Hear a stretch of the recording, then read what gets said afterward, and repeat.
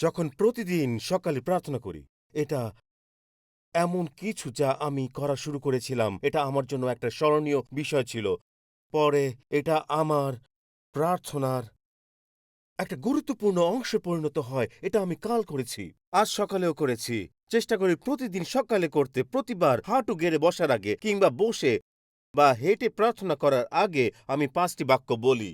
আর আমি আজ সেগুলো আপনাদের দিতে চাই। শেষটি এমন একটি যা অন্যগুলোর চেয়ে বেশি প্রভাব রাখে। যদি আপনার ফোন প্রস্তুত রাখতে চান বা দ্রুত টাইপ করতে পারেন তাহলে ঠিক আছে। আমি এগুলো বেশি সময় ধরে রাখব না।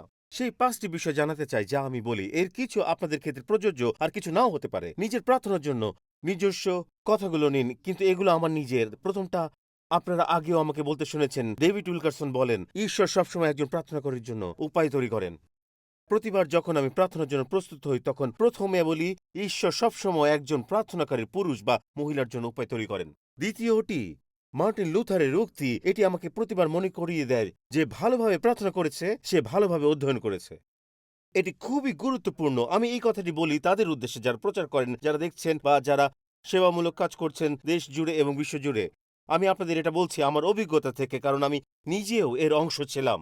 আমি অনেক প্রচার করেছি যা ভালোভাবে অধ্যয়ন করা ছিল, কিন্তু যথেষ্ট প্রার্থনার মধ্যে দিয়ে যায়নি। প্রার্থনাহীন প্রচার দ্বারা আপনি মানুষের মস্তিষ্ক আর বুদ্ধিকে স্পর্শ করতে পারেন, কিন্তু প্রার্থনাকারী পাস্টরই শুধুমাত্র মানুষের হৃদয়ে পৌঁছাতে পারে। তাই আপনাকে এটা বুঝতে হবে যে ভালোভাবে প্রার্থনা করেছে সে অধ্যয়নও করেছে। তৃতীয়টি, এটিও গুরুত্বপূর্ণ। স্যামুয়েল চ্যাডউইক বলেছিলেন, তাড়াহুড়ো প্রার্থনার মৃত্যু। তাড়াহুড়ো হলো প্রার্থনার মৃত্যু। এর মানে হলো যদি আমি দ্রুত ঢুকি আর বেরিয়ে যাই তাহলে তা প্রকৃত প্রার্থনা নয়। প্রার্থনা এমন কিছু যা সময় দাবি করে। সম্পর্ক তৈরি হয় সময় দিয়ে। এবং এটি আমার এক আত্মিক পিতার সাথে পুরোপুরি মিলে যায়, লেনার্ড রেভেনহিল, যেটি হলো চতুর্থটি। এবং আমি সবসময় বলি, ঈশ্বরের জন্য অনেক কিছু করতে চাইলে তোমাকে অনেক সময় ঈশ্বরের সঙ্গে কাটাতে হবে। ঈশ্বরের জন্য অনেক কিছু করতে চাইলে তোমাকে অনেক সময় ঈশ্বরের সঙ্গে কাটাতে হবে। কিন্তু এখানে আছে আরেকটি, শেষটি, যা মনে হয় আরো ভারী। এই বিষয়ে কিছু একটা আমার মনে গেঁথে আছে যা আমাকে অনুভব করায় যে আমি যখন হাঁটু গেড়ে প্রার্থনা করছি তখন আমার কল্পনার চেয়ে অনেক বেশি কিছু ঘটছে। এটা এমন এক প্রাচীন ধর্মতাত্ত্বিক ওয়াল্টার উইং যিনি বলেছিলেন, ইতিহাস বিনতিকারীদের সাথে যুক্ত। ইতিহাস বিনতিকারীদের সাথে যুক্ত। এই বাক্যটি আমার আত্মার মধ্যে এক গভীর অনুভূতি জাগিয়ে তোলে যা আমাকে হাঁটু গাঁড়তে উদ্বুদ্ধ করে। আমি জানি এটা বিতর্কিত মনে হতে পারে। আমি জানি এটা কিছু ধর্মতাত্ত্বিক মতামতকে কিছু বিশেষ দিকে নিয়ে যেতে পারে, যার জন্য আমি কোনো ক্ষমা চাইছি না। কিন্তু আমি এটা বিশ্বাস করি যে মণ্ডলীতে প্রার্থনার অভাব অনেক সময় ইতিহাসকে প্রভাবিত ও পরিবর্তিত করেছে। কারণ মণ্ডলী প্রার্থনা করেনি, মণ্ডলী ঈশ্বরকে খুঁজে বের করার চেষ্টা করেনি। আমি বিশ্বাস করি অনেক কিছু আছে যা অর্জন করা যেত, কিন্তু সেগুলো অপূর্ণ রয়ে গেছে। যেমন আমি একবার কাউকে বলতে শুনেছি, স্বর্গ ভরে আছে এমন সব প্রার্থনার উত্তরে যেগুলো চাওয়ার কষ্টও কেউ করেনি।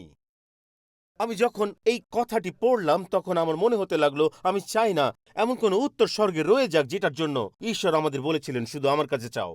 এটা করব তোমার জীবনের জন্য, পরিবারের জন্য, সন্তানদের জন্য, দাম্পত্য জীবনের জন্য, মণ্ডলীর জন্য, দেশের জন্য, শহরের জন্য।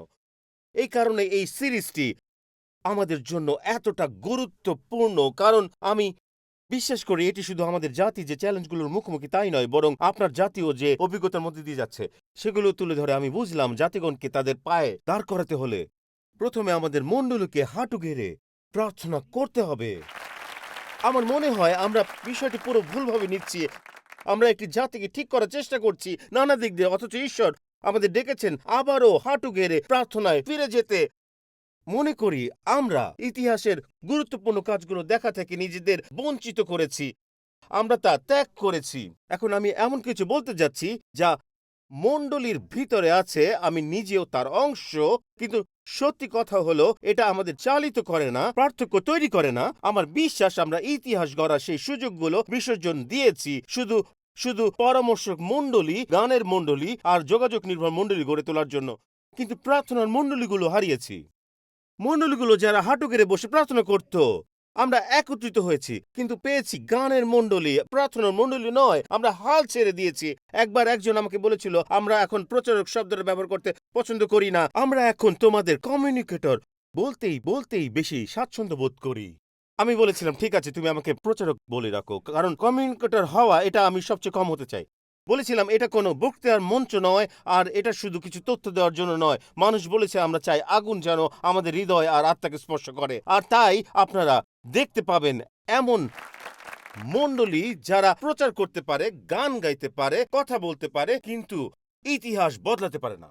বন্ধুরা, আমার কথা শুনুন, আমি এমন কোনো প্রচার করতে পারি না যা জাগরণ নিয়ে আসবে। রিকার্ডো এবং তার দল এমন কোনো গান গাইতে পারবে না যা অনৈতিকতার উপর ঢেউ জাগাতে পারবে বা পাপের বোধ জাগাতে পারবে। কিন্তু এমন একটি মণ্ডলী থাকতে পারে যা ঈশ্বরকে খুঁজে পায় এবং প্রার্থনা করে, যা সত্যিকার অর্থেই ঘটনা পাল্টে দেওয়ার শক্তি রাখে, এমনকি যা ইতিহাসের গতিপথও পরিবর্তন করতে পারে।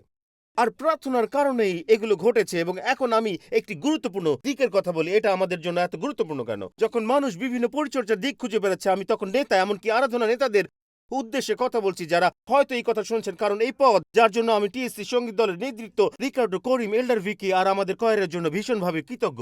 এই কথাগুলো শুনুন, এগুলো মনে রাখবেন। গীতসংহিতা 22:26 বলে, যারা সদাপ্রভুকে খোঁজে তারা তাকে স্তব করবে।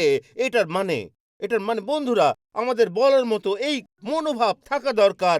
এই সব কিছুই তুচ্ছ, পর্দা নামিয়ে দাও। তোমার দেয়াল লাগবে না, আলো লাগবে না, কিছুই লাগবে না। যারা সদাপ্রভুর ইচ্ছা মতো চলে তারা তার গৌরব করবে। এর মানে কি?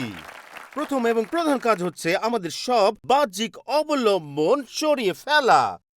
যদি আমরা সত্যিকার অর্থে একটি প্রার্থনাকারী মণ্ডলী হই যারা ঈশ্বরকে খোঁজে, তাহলে স্বয়ংক্রিয়ভাবেই আমরা হব এমন একটি মণ্ডলী যারা হাত তোলে, কণ্ঠ তুলে ঈশ্বরের প্রশংসা করবে। যে সদাপ্রভুকে খোঁজে সে তাকে স্তব করবে। 1800 শতকের শেষ দিকে 5 জন তরুণ কলেজ শিক্ষার্থী এক রবিবার লন্ডনে কাটাচ্ছিল, ইংল্যান্ডে, কারণ তারা চেয়েছিল বিখ্যাত মেট্রোপলিটন টাবারনেকেল মণ্ডলীতে যেতে এবং চার্লস স্পার্জনের প্রচার শুনতে। তারা অনেক আগে গিয়ে পৌঁছায় যাতে এই বিশাল ভবনের ভিতরে একটা সিট নিশ্চিত করতে পারে। একটা এমন মণ্ডলী যার মতো কোথাও ছিল না। এটা ছিল বিশ্বের প্রথম দিককার একটি মেগা মণ্ডলী, যেখানে প্রতি রবিবার সকালে প্রায় 5000 জন মানুষ জড়ো হতো দ্য গ্রেট স্পার্জনের প্রচার শুনতে। তারা বুঝতে পারছিল না কোন দরজা দিয়ে ঢুকবে। শেষ পর্যন্ত তারা একটি পাশের দরজা দিয়ে ঢুকে পড়ে। সেখানে তাদের অভ্যর্থনা জানান এক বয়স্ক ভদ্রলোক। তিনি বললেন, বন্ধুরা, আপনাদের মণ্ডলী ঘুরিয়ে দেখায়। তারপর তিনি একটি অদ্ভুত প্রস্তাব দিলেন। বললেন, তোমরা যারা সেমিনারিতে পড়ছো, তোমরা কি মণ্ডলীর উত্তপ্ত রুমটি দেখতে চাও, যেখান থেকে এই মণ্ডলী উষ্ণতা পায়? তারা বুঝলো এতে তাদের তেমন আগ্রহ নেই, কারণ সেটা ছিল জুলাই মাসের এক গরম দিন। কিন্তু তারা সেই ভদ্রলোককে কষ্ট দিতে চায়নি। তারা বলল, হ্যাঁ, অবশ্যই। তিনি বললেন, সার্ভিস শুরু হতে এখনো 45 মিনিট বাকি। এরপর তিনি 5 জন যুব বাইবেল শিক্ষার্থীকে নিচের তলায় নিয়ে গেলেন সিঁড়ি বেয়ে। তিনি একটি দরজা খুলে বললেন, এটাই আমাদের উত্তপ্ত রুম। আর আর যখন দরজাটা খুললেন তখন তারা দেখলো সেখানে 700 মানুষ আগে থেকে প্রার্থনারত মণ্ডলীর জন্য প্রার্থনা করছেন। তিনি বললেন, এই জায়গা থেকে আগুন জ্বলে ওঠে, এখানেই সবকিছু ঘটে। বন্ধুগণ, এরপর সেই ভদ্রলোক নিজেদের পরিচয় দিলেন। তিনি ছিলেন স্পার্জন। তিনি বললেন, আমি যা করি তা করতে পারি কেবলমাত্র এজন্য যে যাদের তোমরা দেখতে পাও না তারা এই মণ্ডলীর নিচতলায় প্রার্থনা করছেন। দেখুন, যে জিনিসটি এই মণ্ডলীকে কিংবা যে কোনো মণ্ডলীকে আগুনে জ্বালিয়ে রাখে তা হলো সেই 700 জন মানুষ যারা নিচে প্রার্থনা করছিলেন। এটা কোনো পাস্টরের কারণে নয়, এটা অন্য কিছু নয়, এটি ঈশ্বর নিজেই করছেন যখন মানুষ প্রার্থনা করে। মহান প্রার্থনা লেখক অ্যান্ড্রু মারে বলেছেন, যেখানে অনেক প্রার্থনা থাকবে সেখানে অনেক বেশি আত্মার কাজ থাকবে, আর যেখানে আত্মার কাজ বেশি সেখানে প্রার্থনা ক্রমাগত বাড়বে। এটা প্রার্থনার কারণে হয়। যখন আপনি এই 3টি শব্দ নিয়ে চিন্তা করেন, এগুলো অর্থবহ শব্দ যা একজন নবী এক রাজাকে বলেছিলেন। এখন শুনুন, এই শব্দগুলো একটি জাতির ভাগ্য বদলে দিয়েছিল, যেখানে যুদ্ধ আসন্ন ছিল। এই শব্দগুলো উচ্চারিত হয়েছিল কারণ তারা একটি জাতীয় যুদ্ধকে এড়াতে পেরেছিল। আজ 2টি উপাসনার মাঝে আমার সুযোগ হয়েছিল কিছু পাস্টরের জন্য প্রার্থনা করার যারা ইংরেজি পারেন না। আমাদের একজন অনুবাদকের মাধ্যমে তা করতে হয়েছিল, যিনি ইউক্রেন থেকে এসেছিলেন। এই এই এই পাস্টরগণ মার্সি পরিচর্যার সম্মুখভাগে কাজ করছেন। তারা শুধু শরণার্থীদের নয়, গ্রামাঞ্চলের মানুষের কাছেও পৌঁছাচ্ছেন যারা তীব্র প্রয়োজনের মধ্যে আছেন, খাবার এবং অন্যান্য জিনিসের জন্য, যেমনটা আমাকে বলা হয়েছে। কিন্তু সবচেয়ে আশ্চর্যজনক বিষয় হলো, যখন আমরা প্রার্থনায় বলেছিলাম, হে ঈশ্বর, ইউক্রেনের স্রোতের মোড় ঘুরিয়ে দিতে প্রার্থনার মনোলিগুলোকে তুলুন, প্রার্থনার মানুষদের উঠান, যারা হয়তো রাশিয়া থেকে দেখছেন, যারা স্রোতের মোড় ঘুরিয়ে দিতে পারেন। বন্ধুগণ, এটাই সেই জায়গা, সেখান থেকে সবকিছু শুরু হয়। এই কারণে আগামী কয়েক সপ্তাহে টাইম স্কোয়ার চার্চ যারা অনলাইনে আছেন বা সরাসরি উপস্থিত, এইবারের বার্তাগুলো শুধু বইয়ের অংশ হয়ে উঠবে না। এই বইগুলো আগস্ট ও সেপ্টেম্বর মাসে আপনাদের হাতে পৌঁছবে, যা আমাদের কানেক্ট গ্রুপে ব্যবহার করা যাবে। তবে এগুলো শুধু প্রচার নয়, এগুলো হবে একটি চ্যালেঞ্জ যা আমরা আপনাদের দিতে চাই। আমরা চাই আপনাদের এই চ্যালেঞ্জটা এখনই দিই, কারণ কারণ আমাদের সামনে 2টি তারিখ রয়েছে। আমরা কিছু আইভি লিগ ক্যাম্পাসে গিয়ে প্রার্থনা করব এবং আপনাদের অনুরোধ করব, যেমনটা গত বছর আমরা করেছিলাম। আমাদের সঙ্গে যোগ দিন ইয়েল বিশ্ববিদ্যালয়ে। আমরা আপনাদের অনুরোধ করব যেন আপনারা অন্য বিশ্ববিদ্যালয়গুলোতেও আসেন, যেখানে গত বছর 700 জন অংশ নিয়েছিল। এবারও আমরা আপনাদের সেই একই অনুরোধ করছি, শুধু প্রার্থনা সম্পর্কে জানতে নয় বা প্রার্থনার নোটবুক তৈরি করার জন্য নয়, বরং কিভাবে প্রার্থনা করতে হয় সেটা শিখুন। সেই স্থানগুলোতেই প্রার্থনা করুন। আমরা আপনাদের এই চ্যালেঞ্জ দিতে চাই, প্রতি মঙ্গলবার সন্ধ্যা 6টায় সার্ভিস শুরুর 1 ঘন্টা আগে এই পবিত্র স্থানে প্রার্থনা যোগ দিন। আমরা আপনাদের আহ্বান করব এবং চ্যালেঞ্জ করব যেন আপনারা প্রতি বুধবার রাতে আমাদের বাইবেল স্কুল থেকে পাস্টর কার্টারের সঙ্গে প্রার্থনা যোগ দেন। এমনকি সম্ভব হলে হার্শি, পেনসিলভেনিয়ার কাছে অনুষ্ঠিত প্রার্থনা সভাতে যোগ দিতে পারেন। আমি আপনাদের অনুরোধ করব, রবিবার সার্ভিস শুরু হওয়ার আগে যখন আপনাদের ভবনে প্রবেশের অনুমতি দেওয়া হয়, তখন বুঝে নিন যে এই বেদিগুলো আমাদের জন্য প্রার্থনার স্থান। আমি আপনাদের উৎসাহ দেব, আপনি যখন আপনার আসন গ্রহণ করবেন তখন আপনার কোটটি সেখানে রেখে দিন, তারপর নিচে এসে প্রার্থনা শুরু করুন এবং বিশ্বাস করুন ঈশ্বর কিছু করবেন। আপনারা জানেন আমি আর কি বিশ্বাস করছি? আজ সকালে আমি 10টা এবং 1টার উপাসনার সময় থেমে গিয়েছিলাম। আপনাদের অনেকেই জানেন না, গত 30 বছর ধরে এটা চলছে। যখন আপনারা এখানে উপরে বার্তা শুনছেন, তখন এই উপাসনালয়ের নিচে লোকেরা প্রার্থনা করছেন আপনার জন্য, ঈশ্বরের আগুনের জন্য, এবং এটা 30 বছর ধরে চলছে। আমি সেখানে তাদের ধন্যবাদ জানালাম। আমি সকাল 10টায় তাদের সঙ্গে প্রার্থনা করলাম আর 1টার সময় তাদের সঙ্গে প্রার্থনা করলাম। আমি বিশ্বাস করি এই আসনগুলোতে এমন মানুষ বসে আছেন যারা একটি উপাসনায় অংশ নিতে পারেন, অন্য উপাসনায় প্রার্থনা করতে পারেন। কেউ কেউ একটি উপাসনায় প্রার্থনা করে আরেকটি উপাসনায় অংশগ্রহণ করতে পারেন। বিশ্বাস করতে চাই ঈশ্বর এমনটাই করতে পারেন। অনেকে যারা অনলাইনে দেখছেন এবং ভাবছেন আমি প্রার্থনা দলে অংশ হতে চাই এবং অন্যদের সঙ্গে অনলাইন প্রার্থনা করতে চাই, এটা কোনো ব্যাপার না। আপনি পৃথিবীর যে কোনো প্রান্তে থাকুন না কেন, আমাদের প্রার্থনা দল ও অংশীদাররা বিশ্বজুড়ে আছেন এবং আপনিও এর অংশ হতে পারেন। তাই আমি চাই আপনি এটি বুঝুন এবং প্রস্তুত থাকুন, কারণ আমি এখনই আপনাকে বলছি, এই 12 থেকে 14 সপ্তাহের মাঝখানে এমন কিছু রবিবার আসবে যেখানে আমরা বলবো চলুন প্রার্থনা চালিয়ে যাই। আজকে এই রাতে চলুন এগিয়ে যাই, 1 কাপ কফি নিয়ে ফিরে আসুন এবং একসঙ্গে প্রার্থনা করি। বন্ধুরা, আমি চাই আপনি এটি লিখে রাখুন। এমন একটা কথা আছে যা আমি আমার নোটে সংরক্ষণ করে রাখি। আমাকে মনে করিয়ে দেওয়ার জন্য একজন পুরনো ধর্মতত্ত্ববিদ এই কথাগুলো বলেছেন। তিনি বলেছেন, প্রার্থনায় হাত জোর করা মানে হলো বিশৃঙ্খল বিশ্বের বিরুদ্ধে এক বিদ্রোহের সূচনা। প্রার্থনায় হাত জোর করা, এটা একটা বিদ্রোহের শুরু। আমি আপনাদের নিজের ভাষায় বলি, প্রার্থনায় হাত জোর করা মানে হলো বিশৃঙ্খল বিশ্বের বিরুদ্ধে এক বিদ্রোহের সূচনা। এটা পাপ ও দাসত্বের বিরুদ্ধে যুদ্ধের ঘোষণা। এটা একটা শীতল হয়ে যাওয়া হৃদয়ের বিরুদ্ধে যুদ্ধের ঘোষণা। এটা সত্যিকারের এক যুদ্ধের ঘোষণা। যেমন স্ন্যান আমাদের প্রার্থনায় নেতৃত্ব দিচ্ছিলেন, যেন আমরা আবার হারিয়ে যাওয়া প্রাণগুলোর জন্য বোঝা অনুভব করি। প্রতিবার আমরা যখন প্রার্থনা করি, এটা এক যুদ্ধের ঘোষণা তাদের বিরুদ্ধে, যা আমরা পরিবর্তন করতে চাই। বন্ধুরা, আমার দিকে তাকান। এই জন্যই মানুষের জন্য প্রার্থনা করা এত কঠিন, কারণ প্রার্থনা বিষয়গুলোর পরিবর্তন ঘটায়। এই কারণেই এটা কঠিন।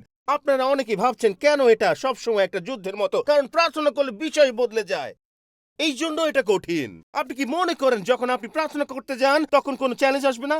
আপনাদের মধ্যে কতজন জানেন যতবার আপনি প্রার্থনা করতে চেষ্টা করেন তখনই বাচ্চা জেগে ওঠে, কেউ না কেউ কাঁদে, ফোন বেজে ওঠে। প্রার্থনা করতে চাইলেই এমন ঘটে, কারণ আপনি যখন হাত দুটো একসঙ্গে জোর করেন তখন এক যুদ্ধের ঘোষণা করেন, আর তখন থেকেই বিষয়গুলো ঘটতে শুরু করে। আমাকে আপনাদের বলতে হবে, আজ সকালে যা ঘটেছে সেটা কাকতালীয় নয়। এটা একেবারে ঈশ্বর প্রেরিত এক বার্তা, যা সকাল 6:15 দিকে পাঠানো হয়েছিল। আমার এক বন্ধু, যিনি দেশের একজন অন্য প্রান্তে থাকেন এবং বিশ্বের আরেক অংশে কাজ করেন, যিনি আমাকে একটা টেক্সট পাঠালেন। তিনি লিখেছেন, আমি চাই তুমি মনে রাখো যে 2 দিন আগে, অর্থাৎ 9 ফেব্রুয়ারি 1958 সালে ছিল একটি গুরুত্বপূর্ণ তারিখ। 2 দিন আগে ছিল সেই দিনের 66তম বার্ষিকী। 9 ফেব্রুয়ারি 1958 সাল। এই দিনটি ছিল সেই দিন যেদিন হাত জোর করা হয়েছিল আর ঘোষণা করা হয়েছিল এক যুদ্ধের। আমি চাই আপনি এই কথাগুলো মন দিয়ে শোনেন। আমার তো মাথাতেই আসেনি যে ওটাই সেই দিন ছিল। আমরা এখনই বুঝতে পারছি ওই তারিখটি কতটা গুরুত্বপূর্ণ ছিল। আমি এখন আপনাদের পড়ে শোনাবো যা এক তরুণ পাস্টর বলেছিলেন ১৯৯৮ সালের ৯ ফেব্রুয়ারি, ৬৬ বছর আগে। শুনুন তার কথা। আমি অস্থির ছিলাম। আমার মধ্যে এক ধরনের আত্মিক অস্থিরতা জন্ম নিচ্ছিল যা আমি নতুন মণ্ডলীর ভবনের দিকে তাকাইয়ে মেটাতে পারছিলাম না। এমনকি সেটি ছিল ৫ একরের পাহাড়চূড়ার জমিতে। না বাড়তে থাকা মিশনারি বাজেট, না পূর্ণ হয়ে যাওয়া বেঞ্চগুলো আমাকে সন্তুষ্ট করতে পারছিল। আমি সেই রাত্রি স্পষ্ট মনে করতে পারি যেদিন আমি বুঝেছিলাম আমি ভিতরে অশান্ত। আর যেমন মানুষ তাদের জীবনের গুরুত্বপূর্ণ তারিখগুলো মনে রাখে, সেটা ছিল ১৯৫৮ সালের ৯ ফেব্রুয়ারি। ঠিক ২ দিন আগে তার ৬৬ বছর পূর্ণ হয়েছে। আর সেই রাতেই আমি সিদ্ধান্ত নিয়েছিলাম আমার টেলিভিশন সেটটি বিক্রি করে দেব। এখন শুনুন বাকিটা। আমি ভাবতে লাগলাম আমি প্রতি রাতে এই স্ক্রিনের সামনে কতটা সময় কাটাই। অন্তত কয়েক ঘন্টা তো হবেই। কি হতে পারে প্রভু যদি টেলিভিশন সেটটি বিক্রি করে দেই এবং সেই সময়টা প্রার্থনা করি? আমি তো পরিবারের একমাত্র সদস্য যে টিভি দেখত। কি হবে যদি আমি প্রতি রাতেই ২ ঘন্টা প্রার্থনায় ব্যয় করি? এটা ছিল এক রোমাঞ্চকর চিন্তা। টেলিভিশনের জায়গায় প্রার্থনা বসিয়ে কি ঘটে দেখি। ঠিক তো, কিন্তু সেই চিন্তা মাথায় আসতেই নানা আপত্তির কথা একে একে মনে পড়ে গেল। এই যে তারিখের কথা বলা হলো ৯ ফেব্রুয়ারি ১৯৫৮, এই ঘটনায় লেখা আছে the cross and the switch ব্লেডে। এই তরুণী ছিলেন ডেভিড উইলকারসন। আপনি আপনি বুঝতে পারছেন তো? ইতিহাস বিনতিকারীদের সাথে যুক্ত থাকে। আপনাদের মধ্যে কয়েকজন হয়তো এখনো পুরোপুরি ধরতে পারছেন না। আমি জানি এখন ১টা বাজে। আপনি হয়তো সুপার বোলের কথা ভাবছেন। আপনার ভাবনার সাহায্যে আমি একটু বলি। দয়া করে পাস্টর টিম ৬টা ৩০ এর আগে শেষ করুন। আমি বলছি, আমি হয়তো এত লম্বা প্রচারই দেব যাতে আপনি আজ রাতের খেলা দেখতে না পারেন। আমি আপনাদের জানাতে চাই, আপনাদের কেউ হয়তো ভাবছেন উনি তো অনেক সময় লম্বা প্রচার দেন, আজ রাতেও হয়তো তাই হবে। কিন্তু আমি আপনাদের বলতে চাই যাতে আপনারা ব্যাপারটা পুরোপুরি বুঝতে পারেন। আপনারা আজ এখানে বসে আছেন কারণ ডেভিড উইলকারসন প্রার্থনা করেছিলেন। এই কারণেই আজ আপনি এখানে বসে আছেন। আপনি কি বুঝতে পারছেন? আপনি এখানে এই কারণে বসে নেই যে কেউ কোনো সংস্থায় গিয়ে বলেছিল এই যে আমি নিউ ইয়র্ক সিটিতে একটি মণ্ডলী খুলতে চাই। না, না, না, না, না। এটা ছিল ডেভিড উইলকারসন, যিনি হঠাৎ করে তার টেলিভিশন সেটটি বিক্রি করে দিলেন। আমি আপনাদের পুরো ঘটনাটা বলবো। তিনি সেটা বিক্রি করলেন, প্রার্থনা শুরু করলেন। প্রার্থনার মধ্যে নিউ ইয়র্ক সিটির গ্যাংদের জন্য তার হৃদয়ে এক বোঝা তৈরি হলো। তিনি নিউ ইয়র্ক সিটিতে এলেন, গ্যাং সদস্যদের মাঝে সাক্ষ্য দিতে শুরু করলেন, প্রচার করলেন। নিকি ক্রুজ ঈশ্বরকে গ্রহণ করলেন। ঈশ্বর তাকে ব্যবহার করেছেন এই ৬ দশকের বেশি সময় ধরে বিলি গ্রাহামের মতোই হাজার হাজার মানুষকে খ্রিস্টের পথে ফিরিয়ে আনার কাজে। ডেভিড উইলকারসন প্রতিষ্ঠা করেন বিশ্বের সবচেয়ে সফল খ্রিস্টীয় পুনর্বাসন কেন্দ্রগুলোর একটি পৃথিবী জুড়ে। আজ সকালে ব্রুকলিনের সেই প্রথম প্রোগ্রামের পরিচালকরা এখানে এই জায়গাতে উপস্থিত ছিলেন। আর আর তখনই আপনি বুঝতে শুরু করবেন এই একজন মানুষের আনুগত্যে কি কি ঘটেছে, কি কি ফল এসেছে এবং কে ভেবেছিল সেই প্রার্থনার ফলাফল হিসেবে তিনি আবার নিউ ইয়র্ক সিটির জন্য নতুন করে এক বোঝা অনুভব করবেন এবং গিয়ে একটি মণ্ডলী স্থাপন করবেন ৫১তম স্ট্রিট ও ব্রডওয়েতে। আপনি প্রস্তুত? শুনে নিন। কারণ তিনি প্রার্থনা করেছিলেন। তাই আপনি আজ এখানে বসে আছেন একটি জীবন্ত সাক্ষ্যর মধ্যে, যা ঘটে যখন কেউ প্রার্থনা করে। এই তো আপনারা বসে আছেন বন্ধুরা। কারো মনে এই পাগলাটে চিন্তা এসেছিল চলুন টিভি না দেখে প্রার্থনা করি। আর এখন টাইম স্কয়ার চার্চ, এখন টিন চ্যালেঞ্জ, আর যা বিশ্বব্যাপী হাজার হাজার মাদকাসক্ত ও মদ্যপানকারীদের মুক্তি দিয়েছে, যারা এখন যিশুর জন্য জীবন উৎসর্গ করে চলেছে কারণ একজন মানুষ প্রার্থনা করেছিল। কারণ আপনি প্রার্থনা করেছেন। এই কথাটি ঈশায় নবী থেকে এসেছে হিজকিয়ের উদ্দেশ্যে। এটি এমন একটি কাহিনীর অংশ যেখানে ঈশ্বর অপেক্ষা করছেন একটি জাতির জন্য হস্তক্ষেপ করতে, যে জাতি তখন যুদ্ধের দ্বার প্রান্তে। আক্ষরিক অর্থে একটি যুদ্ধ ঘনিয়ে এসেছে। ইসরায়েলে কি ঘটতে পারত যদি মণ্ডলীগুলোকে প্রার্থনার জন্য আহ্বান জানানো হতো? ইউক্রেন ও রাশিয়ায় কি ঘটতে পারত? উত্তর কোরিয়ায় কি ঘটতে পারত? এই জাতিতে কি ঘটতে পারত যদি সবাইকে প্রার্থনার জন্য আহ্বান জানানো হতো? এটি আমাদের সবার জন্য একটি প্রার্থনার আহ্বান। হিজকিয়ের কাহিনী এতটাই গুরুত্বপূর্ণ যে পবিত্র আত্মা তা বাইবেলে ৩ বার অন্তর্ভুক্ত করেছেন। এতটাই তাৎপর্যপূর্ণ এটি। দ্বিতীয় বংশাবলী ৩২-এ আছে, দ্বিতীয় রাজাবলী 19-এ আছে এবং সবচেয়ে অদ্ভুতভাবে আছে যিশাইয় 34-37-এ। কারণ যিশাইয় সাধারণত কাহিনী বলেন না। যিশাইয় মূলত ভবিষ্যদ্বাণী দিয়ে পরপর অধ্যায় সাজান। আর এইসব অধ্যায়ের মাঝে ঈশ্বর হঠাৎ করেই একটি ঘটনা বা কাহিনী ঢুকিয়ে দেন, যেটা ঘটেছিল যখন একজন মানুষ প্রার্থনা করতে শুরু করেছিলেন। এবং সেখানে লেখা আছে সেই কথাগুলো, কারণ তুমি প্রার্থনা করেছিলে এই মহান রাজাকে ডাকা হয় পুনর্জাগরণের রাজা। হিজকিয় তিনি তখন নিজেকে দেখতে পান অসুরের মতো এক জাতির ক্রসফায়ারে পড়েছেন, যারা তাকে আক্রমণ করতে চলেছে।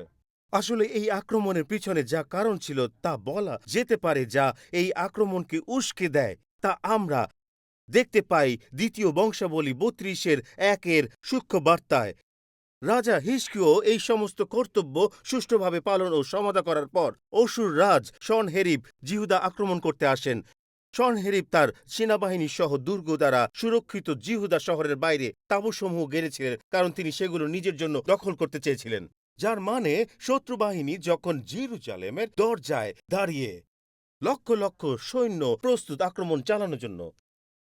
আর যেটা আমাকে সবচেয়ে বিস্মিত করে তা হলো প্রথম বাক্যটি এই বিশ্বস্ততার কাজগুলোর পর। এটা অবাক করার মতো, কারণ আপনি তখন একটা সত্য উপলব্ধি করতে শুরু করেন। এবং আমাকে এখানে একটু সাহায্য করতে দিন, যদিও হয়তো আপনি বুঝে গেছেন, কারণ আপনি নতুন বিশ্বাসী অথবা পুরাতন।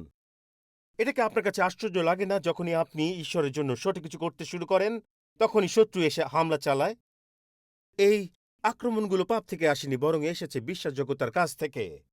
আপনি যখন বলেন আমি এটা ঈশ্বরের জন্য করব, তখনই প্রস্তুত হন, আক্রমণ আসছে। এই ডব্লিউ টোজার বলেছেন, ঈশ্বরের সঙ্গে সঠিক থাকাটা অনেক সময় মানুষের সঙ্গে বিপদে পড়া বোঝায়। এবং এ কারণেই আমি সত্যিকার অর্থে বিশ্বাস করি শত্রুর আক্রমণ অনেক সময় একটি নিশ্চিতকরণ যে আপনি সঠিক পথেই এগিয়ে যাচ্ছেন। আমি শুধু আপনাকে এটা বলতে চাই, যখন আপনি দেখেন অদ্ভুত অদ্ভুত যুদ্ধ ও প্রতিবন্ধকতা আসে, হয়তো ঠিক তখনই আপনি ঈশ্বরের পরিকল্পনা অনুযায়ী কাজ করছেন, আর শত্রু সেটারই বিরোধিতা করছে। কারণ একবার আপনি প্রার্থনার সিদ্ধান্ত নিলেন, একবার আপনি আপনার হাত জোর করে যুদ্ধের ঘোষণা দিলেন, শুধু যুদ্ধই আসবে না, সন্দেহও আসবে। আপনি যখন যিশুকে হ্যাঁ বলেন, আজ্ঞাবহ হবার সিদ্ধান্ত নেন, তখনই সন্দেহ, যুদ্ধ, আক্রমণ সব আসতে শুরু করে। এটা হলো ডেভিড উইলকারসনের কাহিনীর আরেক দিক। টেক্সটটি পাওয়ার পর আমি বাকিটা পড়তে গিয়েছিলাম। যখন ডেভিড উইলকারসন সিদ্ধান্ত নিয়েছিলেন এবং শুধু বলেছিলেন কি হতো যদি আমি প্রার্থনা করতাম, কি ঘটতে পারত, সেই মুহূর্তটাই ছিল হাত জোর করার মুহূর্ত, আর শত্রু তখনই আসতে শুরু করেছিল। আমরা যেভাবে ভালোবেসে তাকে ডাকি ব্রাদার ডেভ, তিনি নিজেই বলেছেন তিনি প্রথম এটাকে এড়িয়ে যেতে চেয়েছিলেন। বলেছিলেন আমি ঈশ্বরের জন্য এটা একটু কঠিন করে ফেলেছিলাম। তার বই থেকে পড়ে শোনাচ্ছি, আমি ঈশ্বরের জন্য এটা সত্যি কঠিন করে ফেলেছিলাম, কারণ আমি সত্যি আমার টেলিভিশন সেটটা ছাড়তে চাচ্ছিলাম না। তিনি বলেছিলেন আমি যিশুকে বললাম আমি বুঝতে পারছি না এটা তোমার কাছ থেকে এসেছে কিনা, আমার একটু সাহায্য দরকার। তাই আমি ঠিক করলাম আমি পত্রিকায় একটা বিজ্ঞাপন দেব। এবং যারা জানে না, তখন কিন্তু ইন্টারনেট ছিল না, কেউ কেউ হয়তো ভাবছেন পত্রিকা কি, পত্রিকা আবার কি জিনিস। তাই তিনি বললেন পত্রিকায় একটা বিজ্ঞাপন দেব টেলিভিশন সেটের জন্য, আর যদি আপনি এই আইডিয়ার পেছনে থাকেন তাহলে একটা ক্রেতা যেন খুব তাড়াতাড়ি হাজির হন। যারা মণ্ডলীতে বড় হয়েছেন তারা জানেন এটাকে আমরা বলি ঈশ্বরকে একটা চিহ্ন দেখে বোঝার চেষ্টা করা। আপনি কি জানেন সেটা কি? এটা অনেকটা এরকম, মণ্ডলীতে বসে কেউ ভাবছে যদি ওই মেয়েটি বাঁ হাত তোলে তবে ওই আমার ভবিষ্যতের স্ত্রী, যদি তারা তোলে তাহলে আমরা এটাই করব। আমি এমন সব লোকদের সাথে কথা বলেছি যাদের এইসব পাগলাটে চিন্তা আছে, তবে অনেক সময় ঈশ্বর সেই চিহ্নকে সম্মান করেন।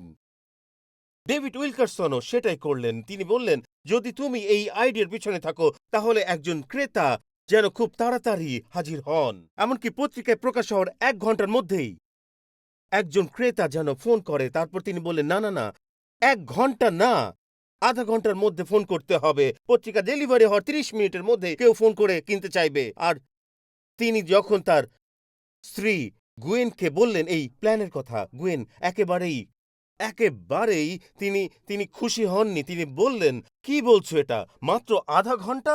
আমার মনে হচ্ছে ডেভিড উইলকারসন তুমি আদতে প্রার্থনা করতে চাও না। আর যারা গুয়েন উইলকারসনকে চেনেন তারা জানেন এটাই তার স্টাইল। তাও ডেভিড উইলকারসন গুয়েনের একটা পয়েন্ট ছিল ঠিকই, তবু আমি বিজ্ঞাপনটি পত্রিকায় দিয়ে দিলাম। আর তখন তাদের লিভিং রুমে কি ঘটলো জানেন? একটা হাস্যকর দৃশ্য। ডেভিড সোফায় বসে আছেন, একপাশে টেলিভিশন সেট তাকিয়ে আছে তার দিকে, অন্য পাশে গুয়েন আর বাচ্চারা তাকিয়ে আছে। আর তার চোখ টেলিভিশনের পাশে একটা বড় ঘড়ির উপর আটকে আছে। 29 মিনিট। 29 মিনিট পেরিয়ে গেল। ডেভিড বললেন, ওয়েল গুয়েন, মনে হচ্ছে তুমি ঠিকই বলেছ, মনে হচ্ছে আমাকে। আর তখনই ফোনটি বেজে উঠল। ডেভিড ফোন তুললেন। ওপাশ থেকে কেউ বলল, আপনার টিভি সেট কি বিক্রি হচ্ছে? ডেভিড উইলকারসন, হ্যাঁ ঠিক তাই, এটা একটা আরসিএ। আপনারা এমন কি জানেন না যে আরসিএ কি? একটি ভালো অবস্থার আরসিএ, 19 ইঞ্চি, 2 বছর পুরনো। এর জন্য আপনি কত চান? ডেভিড উইলকারসন বললেন, $100। এতক্ষণ পর্যন্ত আমি দাম নিয়ে ভাবিনি। সেই ব্যক্তি বলল, আমি নেব। আপনি কি একবার দেখে নিতে চান? উত্তরে বললেন, না, 15 মিনিটের মধ্যে থাকবো এবং আমি টাকা নিয়ে আসছি। এরপর ডেভিড উইলকারসন এই কথাগুলো বললেন। তারপর থেকে আমার জীবন আর আগের মতো নেই। কারণ কারণ আপনার প্রার্থনা। বন্ধুরা, যখন আপনি হাত জোর করেন তা যুদ্ধ ঘোষণার সমান। এর মানে নিকি ক্রুজ রক্ষা পাবে, মাওরা খ্রিস্টের কাছে ফিরে আসবে, 3 চ্যালেঞ্জ কাজ করবে। আপনি কি ভাবেন শত্রু কেন লড়াই করছিল? আর ঈশ্বর 29তম মিনিটে এসে 19 ইঞ্চির আরসিএ টিভি সেট বিক্রি করে দিলেন। হিজকিয়া কি করলেন যে কারণে যুদ্ধ শুরু হলো? তার কোন কোন বিশ্বাসযোগ্যতার কাজ ছিল? বাইবেল আমাদের বলে, 2 রাজাবলী 17 এবং 18 অধ্যায়ে হিজকিয়া উঁচু উপাসনার স্থানগুলো ভেঙে ফেলেন। তিনি সেগুলো সরিয়ে দেন। সেগুলো একসময় হয়তো ধর্মীয় উদ্দেশ্যে বানানো হয়েছিল, কিন্তু এখন মানুষ ঈশ্বরের বদলে ওই জিনিসগুলোর পূজা করছিল। ঈশ্বর বলেছিলেন, আমি তো এগুলো তোমাদের ভালোর জন্য করতে বলেছিলাম, কিন্তু এখন তো তোমরা ওগুলোকেই দেবতা বানিয়ে ফেলেছ। তখন হিজকিয়া এইসব বস্তু টুকরো টুকরো করে ভেঙে দেন। শুধু তাই নয়, তিনি পলিস্টীয়দের বিরুদ্ধেও আক্রমণ করেন। আর তারপর ঘটে আরেকটি দারুণ ঘটনা। বিশ্বস্ততার পদক্ষেপ, তিনি অসুর জাতির বিরুদ্ধে বিদ্রোহ করেন। আর আপনি দেখতে পাবেন এটা আবার ফিরে আসবে। তিনি অসুরদের পিছনে পিছনে যান এবং বিদ্রোহ করেন। একটা মনে রাখুন, তিনি অসুরদের সেই জাতির বিরুদ্ধে বিদ্রোহ করেন।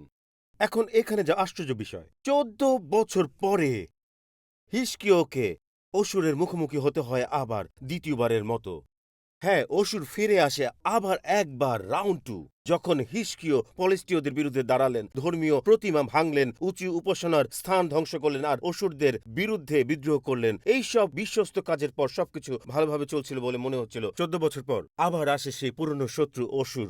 2 রাজাবলী 18 অধ্যায় 7 থেকে। তাই প্রভু সর্বক্ষেত্রে তার সহায় হয়েছিলেন। সে যা কিছু করেছিলেন তাতেই সফল হন।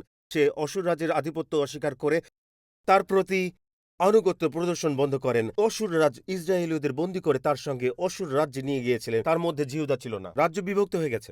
তাই অসুর রাজ্য ইসরায়েলের অর্ধেক অংশ আক্রমণ করে, কিন্তু জিহুদাকে নয়। এবং তিনি তাদের হলহ, হাবর, গোশন নদীর তীরে মাদীয়দের বিভিন্ন শহরে বসবাস করতে বাধ্য করেন। তারপর লেখা আছে, রাজা হিজকিয়া রাজত্বের 14 বছরের সময় অসুররাজ সনহেরিব জিহুদার সমস্ত দেয়াল ঘেরা শহরগুলো আক্রমণ করে সেগুলো দখল করে নেয়। এমনটা মনে হয় যেন অসুর যখন ইসরায়েলকে পরাজিত করল, তখন তারা আরও সাহসী হয়ে উঠল এবং বলল, এবার চলো জিহুদার দিকে এগোই। এই বিজয় তাদের হিজকিয়ার দিকে হাত বাড়াতে সাহস জুগিয়েছিল। আমি সবসময় ভাবতাম এই অংশটা পড়ব কিনা, কিন্তু এখন মনে হচ্ছে এটা পড়াটা খুব জরুরি। কারণ মাঝখানে হিজকিয়া একজন বিনতিকারী হবার আগে, কারণ ইতিহাস এই কথা বলে, ইতিহাস প্রার্থনাকারীদেরই হয়। হিজকিয়া প্রথমে একজন সমঝোতাকারী হতে চান। বন্ধুরা, আমার দিকে তাকান। আপনি কখনোই মন্দের সঙ্গে সমঝোতা করতে পারেন না। আপনি কখনোই আপোষ করে অধার্মিকতার সঙ্গে শান্তি চুক্তি করতে পারেন না।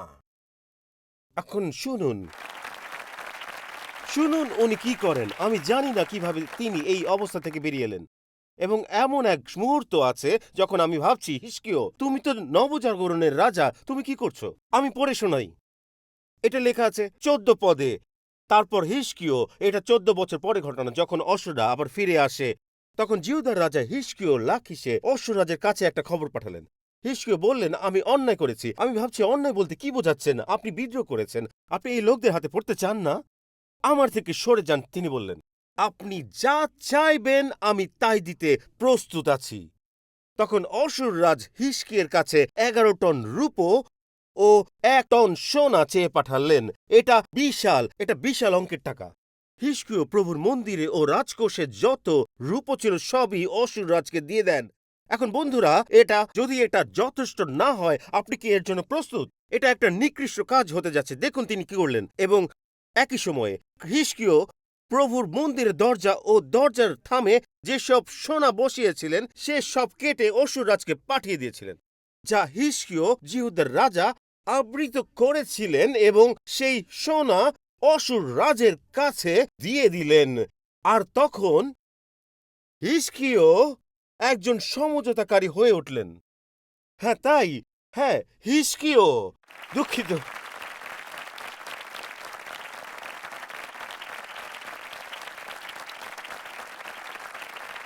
আমি দুঃখিত। এটা দারুণ ছিল। এই কারণেই আমি টাইম স্কয়ার চার্চকে ভালোবাসি। ওনারা হতবাক হয়েছেন। এই মানুষটি যেমন অবাক হয়েছেন, আমিও তেমনি। হিজকিয়্যাহ সেই শত্রুর সঙ্গে সমঝোতা করছে যার সঙ্গে সে আগে যুদ্ধ করেছিল। সে প্রভুর গৃহের কোষাগার থেকে অর্থ নিয়ে অসুর রাজ্যের সঙ্গে শান্তি বজায় রাখতে চাইছে, এবং সে এতদূর চলে যায় যে ঈশ্বরের ঘরের দরজার সোনাও খুলে দেয় শত্রুর হাতে। এখন বন্ধুরা, আমি আবার বলছি, আপনি মন্দের সঙ্গে কখনো সমঝোতা করতে পারেন না। মন্দের সঙ্গে কোনো শান্তি চুক্তি হয় না। এবং আমি বলছি, আজ প্রার্থনাহীন চার্চ শয়তানের সঙ্গে নিজের ধর্মতত্ত্বের দর কষাকষি করছে। শুনুন আমার কথা। প্রার্থনাহীন চার্চ এই বইয়ে যা ঈশ্বর আমাদের দিয়েছেন তার সঙ্গে দর কষাকষি করছে। এই বইয়ের সোনা ঈশ্বরের সোনার প্রতিশ্রুতি। আমরা চিরন্তন সত্যকে শত্রুর সঙ্গে দর কষাকষিতে ব্যবহার করছি। এখন অনেক মণ্ডলী এমন কিছু মেনে নিচ্ছে যাতে লড়াই না হয়, প্রতিবাদ না হয়। তারা সেটা করছে যাতে সবার পাপ স্বাভাবিক হিসাবে গৃহীত হয়, বাক্যে যা বলা হয়েছে তাতে আর ভরসা না রেখে। এবং তারা যা করছে তা হলো, যেমন হিজকিয়্যাহ মন্দিরের দরজার সোনা কেটে দিল শত্রুকে, আমরাও বাইবেলের বাক্য কেটে শত্রুর হাতে তুলে দিচ্ছি। বলে দিচ্ছি, নাও, এটা নিয়ে নাও, এটা নিয়ে যাও, কারণ আমরা আর এটা বিশ্বাস করি না। এটা পাস্টরদের জন্য একটা চ্যালেঞ্জ, এটা নেতাদের জন্য একটা চ্যালেঞ্জ, আবার প্রার্থনা শুরু করার জন্য, এবং ঈশ্বরের বাক্য যেটাকে যা বলেছে তাকেও সেইভাবে বলা শুরু করার জন্য, এবং আমাদের দাঁড়িয়ে যাওয়ার জন্য। আপনি যদি জানতে চান কি ঠিক, প্রার্থনার সভা ডাকুন, আবার হাঁটু গাড়ুন, আর ঈশ্বরকে আপনার পথ দেখাতে দিন। বন্ধুরা, যদি এটা পাপ হয় তাহলে এটাকে পাপই বলুন। আপনি ওখানে বসে সমঝোতা করবেন না, কারণ আপনি অনলাইনে কে কি বলবে সেটা নিয়ে ভয় পান। তারা আমাদের নিয়ে কি পোস্ট করবে সেটা নিয়ে ভয় পান। শুনুন, এখনই কেউ কেউ আমার ব্যাপারে কিছু পোস্ট করছে। আমি পাত্তা দিই না। আমি 60 বছর বয়সী, যে কোনো দিন মরতে পারি। এটা আমার কিছু যায় আসে না যেন আপনি কি করে ফেললেন। শুনুন, যা খুশি পোস্ট করুন। আমরা প্রার্থনা করে তা নামিয়ে আনবো। আমরা প্রার্থনা করব এবং প্রার্থনা করি তা আনবো। প্রস্তুত? আপনি ভাবছেন আপনার কিবোর্ড আপনার অস্ত্র। এটা এই প্রার্থনাই সেই অস্ত্র যা ঈশ্বর আমাদের দিয়েছেন। এই কারণেই আমরা এখানে আছি। শুনুন, আমি আপনাকে জানিয়ে দিচ্ছি, যদি আপনি আজ নতুনভাবে জন্মগ্রহণ করার আগে চিন্তা করেন, যদি আপনি আজ এখানে থাকেন বা কোনোদিন আসেন, আমরা এর জন্য আগে থেকে প্রস্তুতি নিয়ে রেখেছি। যদি কেউ এই ঈশ্বরের ঘরে এসে প্রতিবাদ করতে চায়, আমরা সঙ্গে সঙ্গে কি করি তা আমি আপনাকে জানিয়ে দিচ্ছি, যাতে আপনি জানেন। যখনই কেউ চিৎকার শুরু করে, আমরা যা করি তা হলো আমরা গান শুরু করি, আমরা গাইতে শুরু করি। আসুন, কি মহান প্রভু। তারপর সবাই একসাথে দাঁড়িয়ে যাই, বলি আরো জোরে গান, চলুন তার মহিমা নামিয়ে আনি। আর তারা তখন প্রতিবাদ করছে। নিরাপত্তার লোকেরা তাদের বের করে দেয়। আমরা তাদের জন্য প্রার্থনা করি, আর তারপর গানের পরে আমরা বলি সবাই বসে পড়ুন, আর আমি আবার প্রচার করতে শুরু করি। এটাই আমরা করি। তাই আপনাকে আগেই জানিয়ে রাখছি। হালেলুয়া।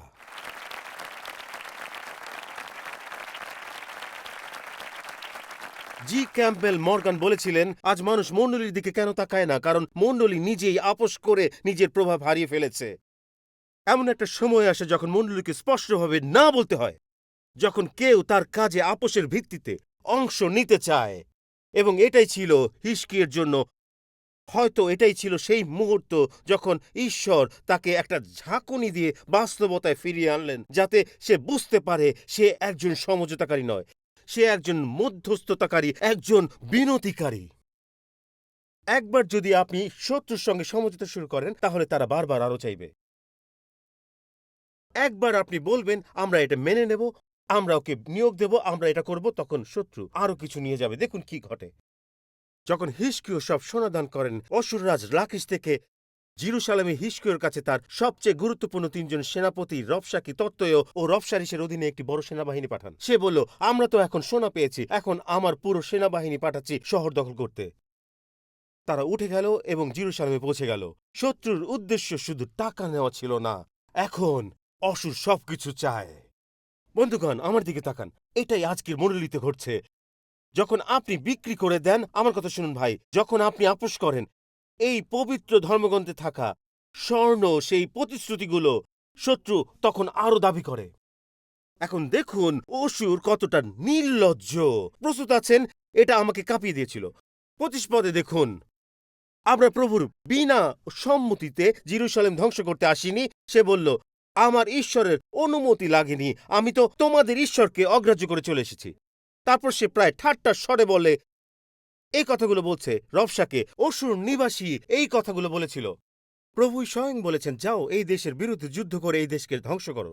আপনারা বুঝতে পারছেন, সে ঈশ্বরের বাক্যকে বিদ্রূপ করছিল। বলছে, ঈশ্বর আমাকে বলেছেন তোমাদের সবাইকে হত্যা করতে। এটাই তারা বলেছে। তারা ঈশ্বরকে ব্যঙ্গ করতে শুরু করলো। দেখুন 32 পদে, কিন্তু হিজকিয়্যাহর কথায় তোমরা কান দিও না, ও তোমাদের দলে টানতে চেষ্টা করছে, বলছে প্রভু আমাদের রক্ষা করবেন। কিন্তু ভেবে দেখো, কোন দেশের দেবতাই কি তার উপাসকদের অসুররাজের কবল থেকে বাঁচাতে পেরেছেন? অন্য কোন দেবতা কি আমার হাত থেকে তাদের দেশ রক্ষা করতে পেরেছেন? না। প্রভু কেমন করে আমার হাত থেকে জেরুজালেম রক্ষা করবেন? এবং শত্রু কথা বলতেই থাকে। আমরা একে বলি চিৎকার করা বা চিৎকারের আওয়াজ। অনেকেই জানেন এই আওয়াজগুলো মাথার ভিতরে ঢুকে পড়ে। বন্ধুরা শুনুন, গত সোমবার আমার সঙ্গে কি ঘটেছিল সেটা বলি। হিজকিয়্যাহর জন্য সেই চিৎকার আসতে 14 বছর লেগেছিল। আমার ক্ষেত্রে সেটা এসেছিল মাত্র 14 ঘন্টায়। যেই মুহূর্তে আমি আপনাদের বলতে শুরু করলাম ঈশ্বর কিভাবে আমাদের নেতৃত্ব দিচ্ছেন 1 বিলিয়ন আত্মা জয় করার জন্য, $2 বিলিয়ন সংগ্রহ করার জন্য, যাতে আমরা ঈশ্বর কি করতে চান সেটা বিশ্বজুড়ে দেখতে পারি। আর আমরা দেখছি ঈশ্বর 193টি দেশের মধ্যে 187টির দরজা খুলে দিয়েছেন। এখন আমরা অপেক্ষা করছি বাকি 2 থেকে 3টি ভাষা চ্যানেল চালু হওয়ার জন্য, এবং আরও কিছু গুরুত্বপূর্ণ পরিকল্পনা আছে যেগুলো আমরা গত সপ্তাহে আপনাদের সামনে তুলে ধরেছিলাম। ঠিক তখনই মনে হলো যেন অশরীররা আমার মাথার ভিতরে ঢুকে গেছে। তুমি কি পাগল হয়ে গেছো? 1 বিলিয়ন? এটা হাস্যকর, এটা কখনই হবে না। তুমি নিউ ইয়র্ক শহরের হাসির খোরাক হয়ে যাবে। এমনকি তুমি যে 187টি দেশে পৌঁছাতে চাইছো, সেখানেও তোমাকে নিয়ে হাসাহাসি হবে। এভাবেই চলতে থাকলো। $2 মিলিয়ন, কেউ কখনো এতে অংশ নেবে না। এটা একেবারে অসম্ভব বন্ধুরা। আর আর তখন আমি একটাই কথা মনে রাখলাম, সবচেয়ে খারাপ কাজ হলো এই কণ্ঠস্বরের সঙ্গে কথা বলা, এই গলার সঙ্গে সমঝোতা শুরু করা। কারণ আপনি সেই কণ্ঠের সঙ্গে একমত হতে শুরু করেন। আমি কি একমাত্র ব্যক্তি যার সঙ্গে এমন হয়েছে? আপনি ভাবেন, হ্যাঁ, এটা এটা তো বোকামি, আমি কি বলছি? আর হঠাৎ ঈশ্বর বলেন, তোমার তাদের সঙ্গে কথা বলা দরকার নেই, তোমার আমার সঙ্গে কথা বলা দরকার। এই কণ্ঠ বলবে 100 কোটি আত্মা কখনোই আসবে না। ওই কণ্ঠ বলবে তোমার তহবিল সংগ্রহ কখনোই হবে না। এটা ভুলে যাও, অসুরকে দেখো। আর যদি কথা বলা যথেষ্ট না হয়, যারা হিজকিয়্যাহর হাতে একটা চিঠি পাঠায়, লোকেরা রাজাকে দেওয়ার জন্য সেই চিঠিগুলো দিয়ে দেয়। ওরা শুধু মুখেই নয়, চিঠিতেই কথা বলছে। দেখুন 2 বংশাবলী 32 অধ্যায় 17 পদে অসুরাজ তার চিঠিতে প্রভু ইসরায়েলের ঈশ্বর সম্পর্কে বিভিন্ন অপমানজনক মন্তব্য করেছিলেন। বাহ! ভাবুন তো কি দুঃসাহসিক কথা। প্রভুকে অপমান করে বলেছে, যেমন করে অন্য জাতির দেবতারা তাদের লোকদের আমার হাত থেকে রক্ষা করতে পারেনি, তেমনি হিজকিয়্যাহর ঈশ্বরও তার লোকদের আমার হাত থেকে রক্ষা করতে পারবে না। আর ওরা বলল, এই চিঠিটি হিজকিয়্যাহকে দিয়ে দাও। এটা আর শুধু মুখে মুখে বলা নয়। এখন বন্ধুরা এটা লিখে রাখুন। এটা আমি হিজকিয়্যাহর কাহিনী পড়ে শিখেছি যে ব্যক্তি ঈশ্বরের সামনে হাঁটু গাড়ে, সে যে কোনো মানুষের সামনে দৃঢ়ভাবে দাঁড়াতে পারে। যে ব্যক্তি ঈশ্বরের সামনে হাঁটু গাড়ে, সে যে কোনো মানুষের সামনে দৃঢ়ভাবে দাঁড়াতে পারে। হ্যাঁ, এটাই হিজকিয়র শেষ অবলম্বন। বন্ধুরা, আমি আপনাদের হিজকিয়র কাছে নিয়ে যেতে চাই, আর আমি আপনাদের দেখাতে চাই কিভাবে একজন সমঝোতাকারী প্রার্থনাকারীতে পরিণত হয়। আর শেষে আমি আপনাদের বলতে চাই, ইতিহাস বিনতিকারীদের হাতেই লেখা হয়। একটি যুদ্ধের মোড় ঘুরে যায়, একটি যুদ্ধ ঠেকানো যায়, একটি যুদ্ধ বদলে যায়। তাই হিজকিয় সেই চিঠিটি নেয়। দেখুন 14 পদে, হিজকিয় দূতদের হাত থেকে চিঠিখানা নিয়ে পড়লেন, আর সেই চিঠির মাধ্যমে কথোপকথন শুরু করার পরিবর্তে তিনি কি করলেন? তারপর তিনি সদাপ্রভুর ঘরে গিয়ে সদাপ্রভুর সামনে চিঠিটা মেলে ধরলেন। বন্ধুরা, এই কথা শুনুন, আপনাদের অনেকেরই এটা করতে হবে। সে চিঠি ডাকযোগে আসুক, টেক্সট হোক বা ইমেল হোক, আপনার উচিত সেটা ঈশ্বরের সামনে রেখে দেওয়া আর উত্তর দেওয়া বন্ধ করা। সেই টেক্সট, ইমেল বা চিঠির ঈশ্বরের সামনে সেটা পেতে দিন। আর এটাই তিনি প্রার্থনা করেন। হিজকিয় প্রার্থনা করলেন। ভালো কাজ। হিজকিয় একটা ছোট ভুল করেছিলেন, সমঝোতায় জড়িয়ে পড়ে, যখন আপনার উচিত ছিল একজন প্রার্থনাকারী হওয়া। হিজকিয় সদাপ্রভুর কাছে এই প্রার্থনা করলেন, দুই করুবের মাঝখানে থাকা হে ইসরায়েলের ঈশ্বর সদাপ্রভু, তুমি একমাত্র, তুমি পৃথিবীর সমস্ত রাজ্যের ঈশ্বর। তুমি মহাকাশ ও পৃথিবী সৃষ্টি করেছ। আর আমি এটা যোগ করতে চাই, এবং সনহেরিব। হে সদাপ্রভু, কান দাও, শোনো। হে সদাপ্রভু, তোমার চোখ হলো, দেখো। জীবন্ত ঈশ্বরকে অপমান করার জন্য সনহেরিব যে কথা বলে পাঠিয়েছে তা শোনো। হে সদাপ্রভু, এ কথা সত্যি যে অসুর রাজরা এই সব জাতি ও তাদের দেশ ধ্বংস করেছে। তাদের দেবতাদের তারা আগুনে ফেলে নষ্ট করে দিয়েছে। সেগুলো তো ঈশ্বর নয়, মানুষের হাতে তৈরি কেবল কাঠ আর পাথর মাত্র। সেই জন্য তারা তাদের ধ্বংস করতে পেরেছে। এখন হে আমাদের ঈশ্বর সদাপ্রভু, অসুর রাজের হাত থেকে তুমি আমাদের রক্ষা করো, যাতে পৃথিবীর সমস্ত রাজ্য জানতে পারে যে তুমি, হে সদাপ্রভু, কেবল তুমি ঈশ্বর। হালেলুয়া। আর যখনই সে এই প্রার্থনাটা করলো, আপনি প্রস্তুত তো? এটা 20 পদ ঠিক যখন প্রার্থনা করলো, তখনই ভাববাদী এসে হাজির। তখন আমোসের ছেলে জিসায় হিজকিয়ের কাছে এই খবর পাঠালেন, ইসরায়েলের ঈশ্বর সদাপ্রভু বলছেন যে অসুর রাজ সনহেরিব সম্বন্ধে আপনার প্রার্থনা তিনি শুনেছেন। তিনি শুনেছেন। Hallelujah, hallelujah. তিনি বললেন, কারণ তুমি প্রার্থনা করেছো। তিনি বলেননি কারণ তুমি সমঝোতা করেছো, কারণ তুমি আপোস করেছো, কারণ তুমি মণ্ডলীতে এসেছো। তিনি বললেন, কারণ তুমি প্রার্থনা করেছো। তিনি বললেন, আমি সেই প্রার্থনা শুনেছি। বন্ধুরা, ইতিহাস প্রার্থনাকারীদের সাথে যুক্ত। এই প্রার্থনায় যুদ্ধের গতিপথ বদলে দিয়েছে। এখন আমি আপনাদের দুইটা বিষয় দিব, তারপর আজকের প্রচার শেষ করব। এই যে, কারণ এটা আমি শিখেছি। নম্বর 1, এটা লিখে রাখুন, প্রার্থনা হলো কষ্টের সময়ের প্রতিক্রিয়া নয়, এটা আমাদের চিরন্তন পরিচয়। সব সময়। আপনি বুঝতে পারছেন আমি কি বলছি? আপনি শুধু তখনই প্রার্থনা করেন না যখন সময় খারাপ। আমরা সমস্যায় পড়ে প্রার্থনা করি না, আমরা প্রার্থনা করি। আমরা প্রার্থনাকারী মানুষ। বিলি গ্রাহাম বলেছেন, সত্যিকারের প্রার্থনা হচ্ছে এক ধরনের জীবনযাপন। কেবল জরুরি অবস্থায় ব্যবহারের জন্য নয়, একে অভ্যাসে পরিণত করুন। তাহলে যখন প্রয়োজন হবে আপনি আগে থেকে প্রস্তুত থাকবেন। এটাই আমরা করি। আমরা সবসময় প্রার্থনা করি। এটাই ঈশ্বর চান আমরা যেন করি। অবিরত প্রার্থনা করুন, ট্রেনে প্রার্থনা করুন, বিমানবন্দরে প্রার্থনা করুন, ব্যবসায়িক সফরে প্রার্থনা করুন, বাড়িতে খাবারের পূর্বে প্রার্থনা করুন, মণ্ডলীতে ঢোকার সময় প্রার্থনা করুন, আপনার পাশে বসা ব্যক্তির জন্য প্রার্থনা করুন, প্রার্থনা করুন, প্রার্থনা করুন, প্রার্থনা করুন। আর তারপর যখন সমস্যা আসে আপনি যেন বলতে পারেন, আমি জানি এটা কিভাবে করতে হয়।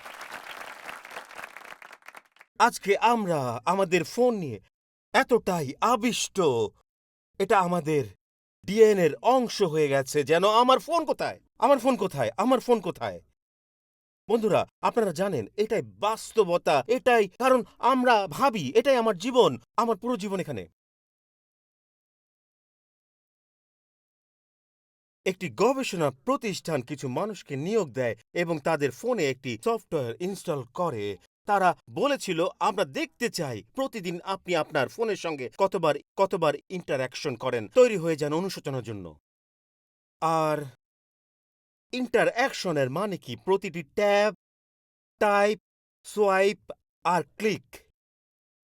মানে আপনি টেক্সট করছেন, ইমেল করছেন, সার্চ করছেন, টিকটক করছেন, টিকট্যাক করছেন, যাই করুন না কেন সব হিসেব করবে এটা। তারা বলেছে যারা সবচেয়ে বেশি ব্যবহার করে তারা প্রতিদিন প্রায় ৫,৫০০ বার ফোন ট্যাপ, ক্লিক বা সোয়াইপ করে।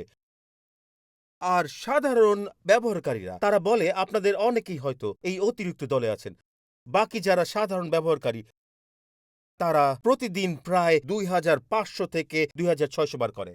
আর যদি এটা হিসেব করেন বন্ধুরা, তারা এটা বলেছে একজন সাধারণ মানুষ বছরে প্রায় ১০ লক্ষ বার ফোন ট্যাপ করে। ২৭০০ আপনি এখনই ফোনে কিছু করলে আর সেটা আজকের ২৭০০ এর যোগ হবে। আমার হিসেবটা দেখে নিন, ২৭০০ গুণ ৩৬৫ আপনি প্রায় ১০ লক্ষ পাবেন। বন্ধুরা, আমাদের ঈশ্বরের সঙ্গে এমনই ঘন ঘন যোগাযোগ প্রয়োজন। আমাদের এমন একটি মণ্ডলী দরকার যারা ঈশ্বরের সঙ্গে ট্যাপ, ক্লিক, সোয়াইপ করতে জানে। ডেভিড উইলকারসনের জন্য এটা ছিল টেলিভিশন, আমাদের জন্য আজ এটা আসলে মোবাইল ফোন। এটাই আমাদের সবচেয়ে বড় বিভ্রান্তি। এই জন্যই সেই সবচেয়ে ভালোভাবে দাঁড়াতে পারে যে সবচেয়ে বেশি হাঁটু গাড়ে, সেই সবচেয়ে দীর্ঘস্থায়ীভাবে দাঁড়ায় যে সবচেয়ে নিচু হয়। নত মস্তকে হাঁটু গাড়া মানেই দৃঢ় মনোবল এবং বিশ্বাস আপনার জন্য এবং যীশুখ্রিস্টের মণ্ডলীর জন্য। এখন আমাদের প্রয়োজন এমন একটি প্রার্থনার জীবন গড়ে তোলা যার মধ্যে বারবার ঈশ্বরকে খোঁজা রয়েছে। এটাই আমাদের আধ্যাত্মিক ডিএনএ হওয়া উচিত। আমরা একটা উদ্ধৃতি নিয়ে বসবো যেটা বলবে কিভাবে এমন একটা প্রার্থনার জীবন গড়তে হয়। প্রতিবার আমরা প্রার্থনা করি, সেটা একটা স্বীকৃতি যে ঈশ্বরকে আমাদের প্রয়োজন। লেনার্ড রেভেনহিল, যার কথা আমি আগেও বলেছি, যিনি বলেছিলেন যে ব্যক্তি ঈশ্বরের সাথে ঘনিষ্ঠ তাকে কখনো মানুষের দ্বারা ভীত করা যায় না। যে ব্যক্তি ঈশ্বরের সঙ্গে ঘনিষ্ঠ তাকে কখনো মানুষের দ্বারা ভীত করা যায় না। এই ঘনিষ্ঠ শব্দটির মানে কি? এর মানে হলো যেখানে আপনি ঈশ্বরের সাথে বেশি টাচ, সোয়াইপ আর ক্লিক করেন। এটাই হচ্ছে এর মানে। যে পুরুষ এবং যে নারী ঈশ্বরের সঙ্গে ঘনিষ্ঠ, মানুষ কখনো তাকে ভয় দেখাতে পারবে না। আমরা অনেক দিন ধরে ভুল জায়গায় কণ্ঠস্বর তুলেছি। ঈশ্বর এখন আমাদের শিখাতে চান কিভাবে সঠিকভাবে কণ্ঠস্বর তোলা যায়। মিছিল, সমাবেশ, উৎসবে নয়, বরং জানু পেতে নির্জন স্থানে, গোপন স্থানে। এই জন্যই আজকের মণ্ডলীতে শুধু ধর্মতত্ত্ব দরকার না, মণ্ডলীতে জানুতত্ত্ব দরকার। মণ্ডলীকে একা ঈশ্বরের সঙ্গে সময় কাটাতে শিখতে হবে যেন আমরা এই সাক্ষ্য শুনতে পারি, কারণ তুমি প্রার্থনা করেছিলে, কারণ তুমি প্রার্থনা করেছিলে, কারণ তুমি প্রার্থনা করেছিলে। এটা মণ্ডলীর আহ্বান। মণ্ডলীতে জানুপাত, এটা ঈশ্বরের আহ্বান আবার জানুতে ফিরে আসার। আর আমি যেটা সবচেয়ে ভালোবাসি সেটা হলো যুদ্ধ আর বিজয়ের মাঝখানে। এটা ছিল যখন হিজকিয়ার কথাবার্তায় বদলে গেল। হিজকিয়া তখন কি বলেছিল তা আপনাদের পড়ে শোনাচ্ছে। এই হলো প্রার্থনার শক্তি। সে তার সমঝোতাকারী নয়। দেখুন সে দ্বিতীয় বংশাবলী ৩২-এর ৭-৮ লোকদের উদ্দেশ্যে কি বলেছে। আপনারা শক্তিশালী ও সাহসী হন। অসুর রাজ ও তার বিরাট সৈন্যদল দেখে আপনারা ভয় পাবেন না বা হতাশ হবেন না, কারণ তার সঙ্গে যারা আছে তাদের চেয়েও আমার পছন্দের অংশ। যিনি আমাদের সঙ্গে আছেন তিনি আরো মহান। তার সঙ্গে রয়েছে কেবল মানুষের শক্তি, কিন্তু আমাদের সাহায্য করতে ও আমাদের পক্ষে যুদ্ধ করতে আমাদের সঙ্গে রয়েছেন আমাদের ঈশ্বর সদাপ্রভু। Hallelujah, hallelujah. সঙ্গীত দল যখন উঠে আসছে তখন এই কথাগুলো দিয়ে শেষ করতে চাই। এখানেই শেষ করব। আমি জানি কিভাবে এটা আরো ভালো করে বলা যায়, শুধু যেভাবে তাদের জীবনে ঘটেছিল ঠিক সেভাবেই বলতে চাই। প্রার্থনা যেন আমাদের ডিএনএ হয়, শুধু বিপদের সময়ের জন্য নয়। এটা আমাদের জীবনের অংশ। আমরা প্রার্থনার মণ্ডলী। আমরা প্রার্থনা করি না কারণ আমরা বিপদে পড়েছি, আমরা প্রার্থনা করি কারণ আমরা প্রার্থনা করি মানুষ। কিন্তু এখানে দ্বিতীয় বিষয়টা, এবং এটাই আমাকে সান্ত্বনা দিয়েছে, আর এই গল্প থেকে বিষয়টা আমি শিখেছি। দ্বিতীয় বিষয়, তুমি প্রার্থনা করার পর ঘুমিয়ে পড়ো এবং জানো ঈশ্বর এখন থেকে সবকিছু সামলাবেন। ঘুমিয়ে পড়ো। বন্ধুগণ, এই অংশটাই আমার মনে আনন্দ এনেছে। হিজকিয়ার বিজয় যখন এসেছিল তখন সে ঘুমাচ্ছিল। সে এই যুদ্ধে অংশই নেয়নি। ঈশ্বর সবকিছু করেছিলেন। ঈশ্বর অস্বাভাবিক উপায়ে যুদ্ধ জয় করেন। ঈশ্বরকে আর বলবেন কি করব? শুধু প্রার্থনা করুন আর ঈশ্বরকে ঈশ্বর হতে দিন। এই কারণেই আমি মনে করি গীত সংগীতার ৪৬:১০ বলে, শান্ত হও আর জানো আমি ঈশ্বর। আমাকে ঈশ্বর হতে দাও, আমাকে করতে দাও যা আমি পারি। মানুষ ভেঙে পড়ে কারণ তারা তাদের সংকটের কোনো উত্তর খুঁজে পায় না। এটা ঈশ্বরের দায়িত্ব। আপনি জানেন ঈশ্বর কি বলেন তাদের? তিনি বলেন, আমি যা করতে যাচ্ছি এটাই তিনি হিজকিয়াকে বলেন, তোমার শহরের দরজায় এখন ২ লক্ষ সৈন্য দাঁড়িয়ে আছে। এবং তিনি বলেন, কিন্তু এই শহরে একটি তীরও ছোড়া হবে না। আমি ভাবছি, ঈশ্বর, তাহলে আপনি এখনই কিছু করুন। আপনি ভালো করেই জানেন আমি ঘুমাতে পারবো না। ঘুমিয়ে পড়ো। ঈশ্বর জানেন তিনি কি করছেন। আপনি এটা ঠিক করতে পারবেন না। এবং এখন দেখুন কি ঘটল। এই কারণে যে সে প্রার্থনা করেছিল, এই হলো ৩২ পদ, এবং এখানে শেষ করছি।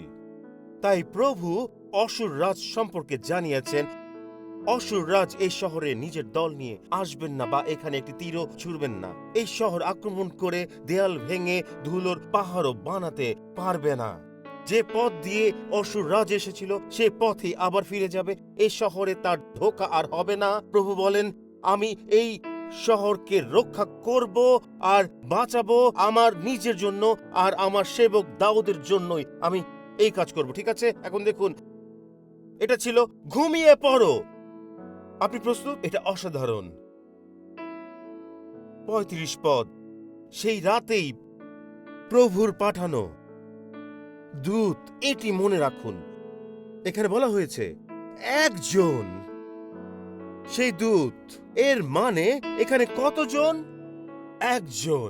প্রভুর পাঠানো দূত গিয়ে অসুর রাজের ১৮৫,০০০ সেনা ধ্বংস করলেন। ১৮৫,০০০ সেনা ধ্বংস করলেন।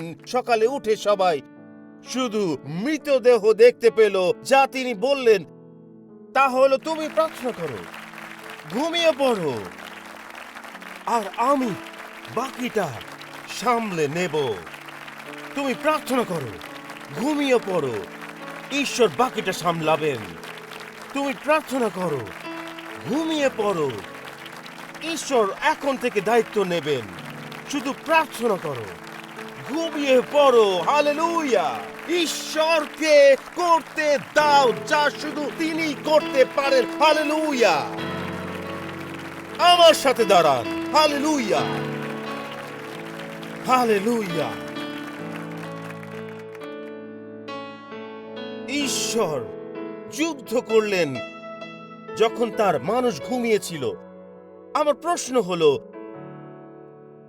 এখানে কে ভাবতেন এইভাবে বলার মতো, হে ঈশ্বর, ১,৮৫,০০০, আমাদের শুধু একজন স্বর্গদূত দরকার? আপনাদের কেউ এটা ভাবতেন না। আপনারা স্বর্গের প্রতিটি স্বর্গদূতদের জন্য প্রার্থনা করতেন। আপনি বলতেন, হে ঈশ্বর, ১,৮৫,০০০ 3টা ভরা স্টেডিয়ামের সমান। তারা সবাই যুদ্ধ সজ্জিত আমাদের দিকে আসছে। তারা চিঠি পাঠাচ্ছে। তারা বলছে তুমি তোমার চাকরি হারাবে। তারা বলছে এখানেই সব শেষ। তারা তোমাদের শেষ করে দিতে যাচ্ছে। তারা এই কথা বলছে, এবং হঠাৎ করে আপনি ভাবতেন, ঈশ্বর, আমি আপনার প্রতিটি স্বর্গদূতকে চাই। আর ঈশ্বর বললেন, প্রার্থনা করো, ঘুমিয়ে পড়ো, বাকিটা আমার দায়িত্ব। এটা আমার হাতে ছেড়ে দাও, এটা আমাকে সামলাতে দাও। কারণ এখানে কেউ বলতো না, হে প্রভু, আমি আপনাকে বিনতিভাবে অনুরোধ করছি, আমাদের শুধু একজন স্বর্গদূত দরকার, শুধু একজন হলেই হবে। কারণ আপনি বোঝেন না, একটা স্বর্গদূত যিনি স্বর্গের জিমে ওয়ার্কআউট করেন, তিনি এক রাতেই ১,৮৫,০০০ সৈন্যকে পরাস্ত করতে পারেন। এক রাতেই। এই দেখুন, শুধু আপনি প্রার্থনা করেছিলেন, শুধু প্রার্থনা করেছিলেন, শুধু আপনি ঈশ্বরকে সেই পরিস্থিতিতে আমন্ত্রণ জানিয়েছিলেন। বন্ধুগণ, আমি শুধু একটা কথা বলতে চাই। জানেন এটাকে আসলে কি? এই সেই উত্তম পন্থা যেভাবে আমি ব্যাখ্যা করতে পারি। কারণ আমরা বলতাম, ঈশ্বর প্রচুর স্বর্গদূত পাঠান। যদি ১,৮৫,০০০ লোক আসে, তবে তবে তবে ততজন স্বর্গদূত পাঠান। আর ঈশ্বর, আমাদের তোমার সাহায্য দরকার, আরো অনেক কিছু দরকার, আর আমাদের অনেক কিছু দিন। বা আমরা সম্ভবত এইভাবে প্রার্থনা করতাম, আমাদের অনেক সরঞ্জাম দিন, ধনী ব্যবসায়ী পাঠান যেন আমাদের অস্ত্র দেয়, ধনী ব্যবসায়ী পাঠান যেন সে পরিত্রাণ পায়। আমরা এমন ভাবছি, আর ঈশ্বর বলছে, ঘুমিয়ে পড়ো, ঘুমিয়ে পড়ো, তুমি আমার মাথা ব্যথা করে দিচ্ছ, ঘুমিয়ে পড়ো। একজন স্বর্গদূত এইসব সামাল দিতে পারবে। আপনি যখন ভবিষ্যৎবাণী করার চেষ্টা করছেন, আমাকে এই বিষয়ে বলতে দিন। পল ঠিক এইভাবেই বলেছেন ইফিসীয় ৩:২২-২১ পদে, যার শক্তি আমাদের মধ্যে সক্রিয়, যিনি অসাধ্য সাধনে সক্ষম, যিনি আমাদের সকল চাওয়া পাওয়া ও কল্পনার অতিরিক্ত দান করতে সমর্থ। এই দেখুন, এখানে ঈশ্বর বলেছেন, ঠিক আছে, বুঝেছি, এইটুকুই আমার দরকার, কিন্তু আমি তো স্বর্গদূতের কথা বলিনি। আপনাদের কিছু বলা দরকার নেই, শুধু প্রার্থনা করুন। কি হওয়া উচিত বলা দরকার নেই, হিজকিয়ার মতো প্রার্থনা করুন। তুমি সবকিছুর কর্তা, জাতিগণের ঊর্ধ্বে, যা জানেন সেভাবে প্রার্থনা করো। ঈশ্বর এমন কিছু করবেন যা তুমি কল্পনাও করনি। তিনি তোমার প্রত্যাশা ও চিন্তার ঊর্ধ্বে কাজ করতে পারেন। হালেলুয়া। যখন এই পদ চিন্তা করছিলাম, এই বিষয়টি মনে মনে ভাবছিলাম, আমি এটি আপনাদের পড়ে শোনাতে চাই। আমি এক মহিলার গল্প পড়ছিলাম, যিনি একটা ফোন কল পান, তার মেয়ে কাজ থেকে ফিরে আসছে, কারণ সে অসুস্থ হয়ে পড়েছে। তার মেয়েটির প্রথম কয়েকটি চাকরির একটি একই শহরে অসুস্থ হয়ে পড়ে। মা বললেন, তুমি বাড়ি চলে যাও, আমি ফার্মেসি থেকে তোমার প্রেসক্রিপশনের ওষুধ নিয়ে আসি। মা ফার্মেসিতে গেলেন, ওষুধ নিয়ে এলেন, কিন্তু যখন তিনি ফার্মেসি থেকে বেরিয়ে আসলেন দেখলেন চাবি গাড়ির ভিতরেই রয়ে গেছে। এখন তার মা, তিনি বেশ বয়স্ক, তিনি জানেন না কি করবেন। হে ঈশ্বর, আমি এখন কি করব? তারপর তিনি যা করলেন তা আমরা পুরনো দিনের মানুষ করি। এটা ছিল চাবিহীন বা সমসাময়িক পদ্ধতির আগের। তিনি একটি হ্যাঙ্গার নিলেন। কতজন হ্যাঙ্গারের কথা মনে আছে? তিনি বললেন তিনি হ্যাঙ্গারটা পেলেন, কিন্তু জানালার ভিতরে ঢুকতেই পারলেন না। তিনি বললেন, আমি জানিও না কিভাবে এটা ব্যবহার করতে হয়, আমি জানি না আমি কি করছি। তাই তিনি যা করলেন তা হলো, তৈরি হন। এফেসীয় 3:20। তিনি মাথা নত করলেন আর বললেন, হে ঈশ্বর, সাহায্য পাঠাও। তিনি বললেন, 3 মিনিটও যায়নি, একটি হার্লে ডেভিডসন মোটরসাইকেল এসে দাঁড়ালো জোরে শব্দ করে। ঠিক তার পাশে একজন দাঁড়িয়ে গেলেন, মুখ ভর্তি দাড়ি, মাথায় পুরনো বাইকার স্কাল র্যাগ, গায়ে চামড়ার জ্যাকেট আর ভেস্ট। তিনি বললেন, আপনি কি আমাকে গাড়ির দরজা খুলতে সাহায্য করতে পারবেন?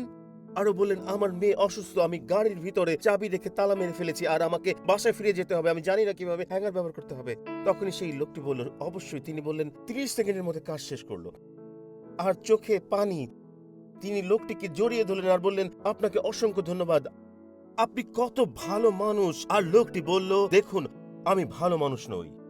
তিনি বললেন, আমি তো মাত্র কালকে জেল থেকে ছাড়া পেয়েছি, গাড়ি চুরির মামলায়। শুনুন এটা, শুনুন। তখন মহিলা 2 হাত তুলে বললেন, ধন্যবাদ হে ঈশ্বর, তুমি যে শুধু আমার প্রার্থনা শুনেছ তাই নয়, তুমি একজন প্রফেশনাল পাঠিয়েছ। ধন্যবাদ যিশু।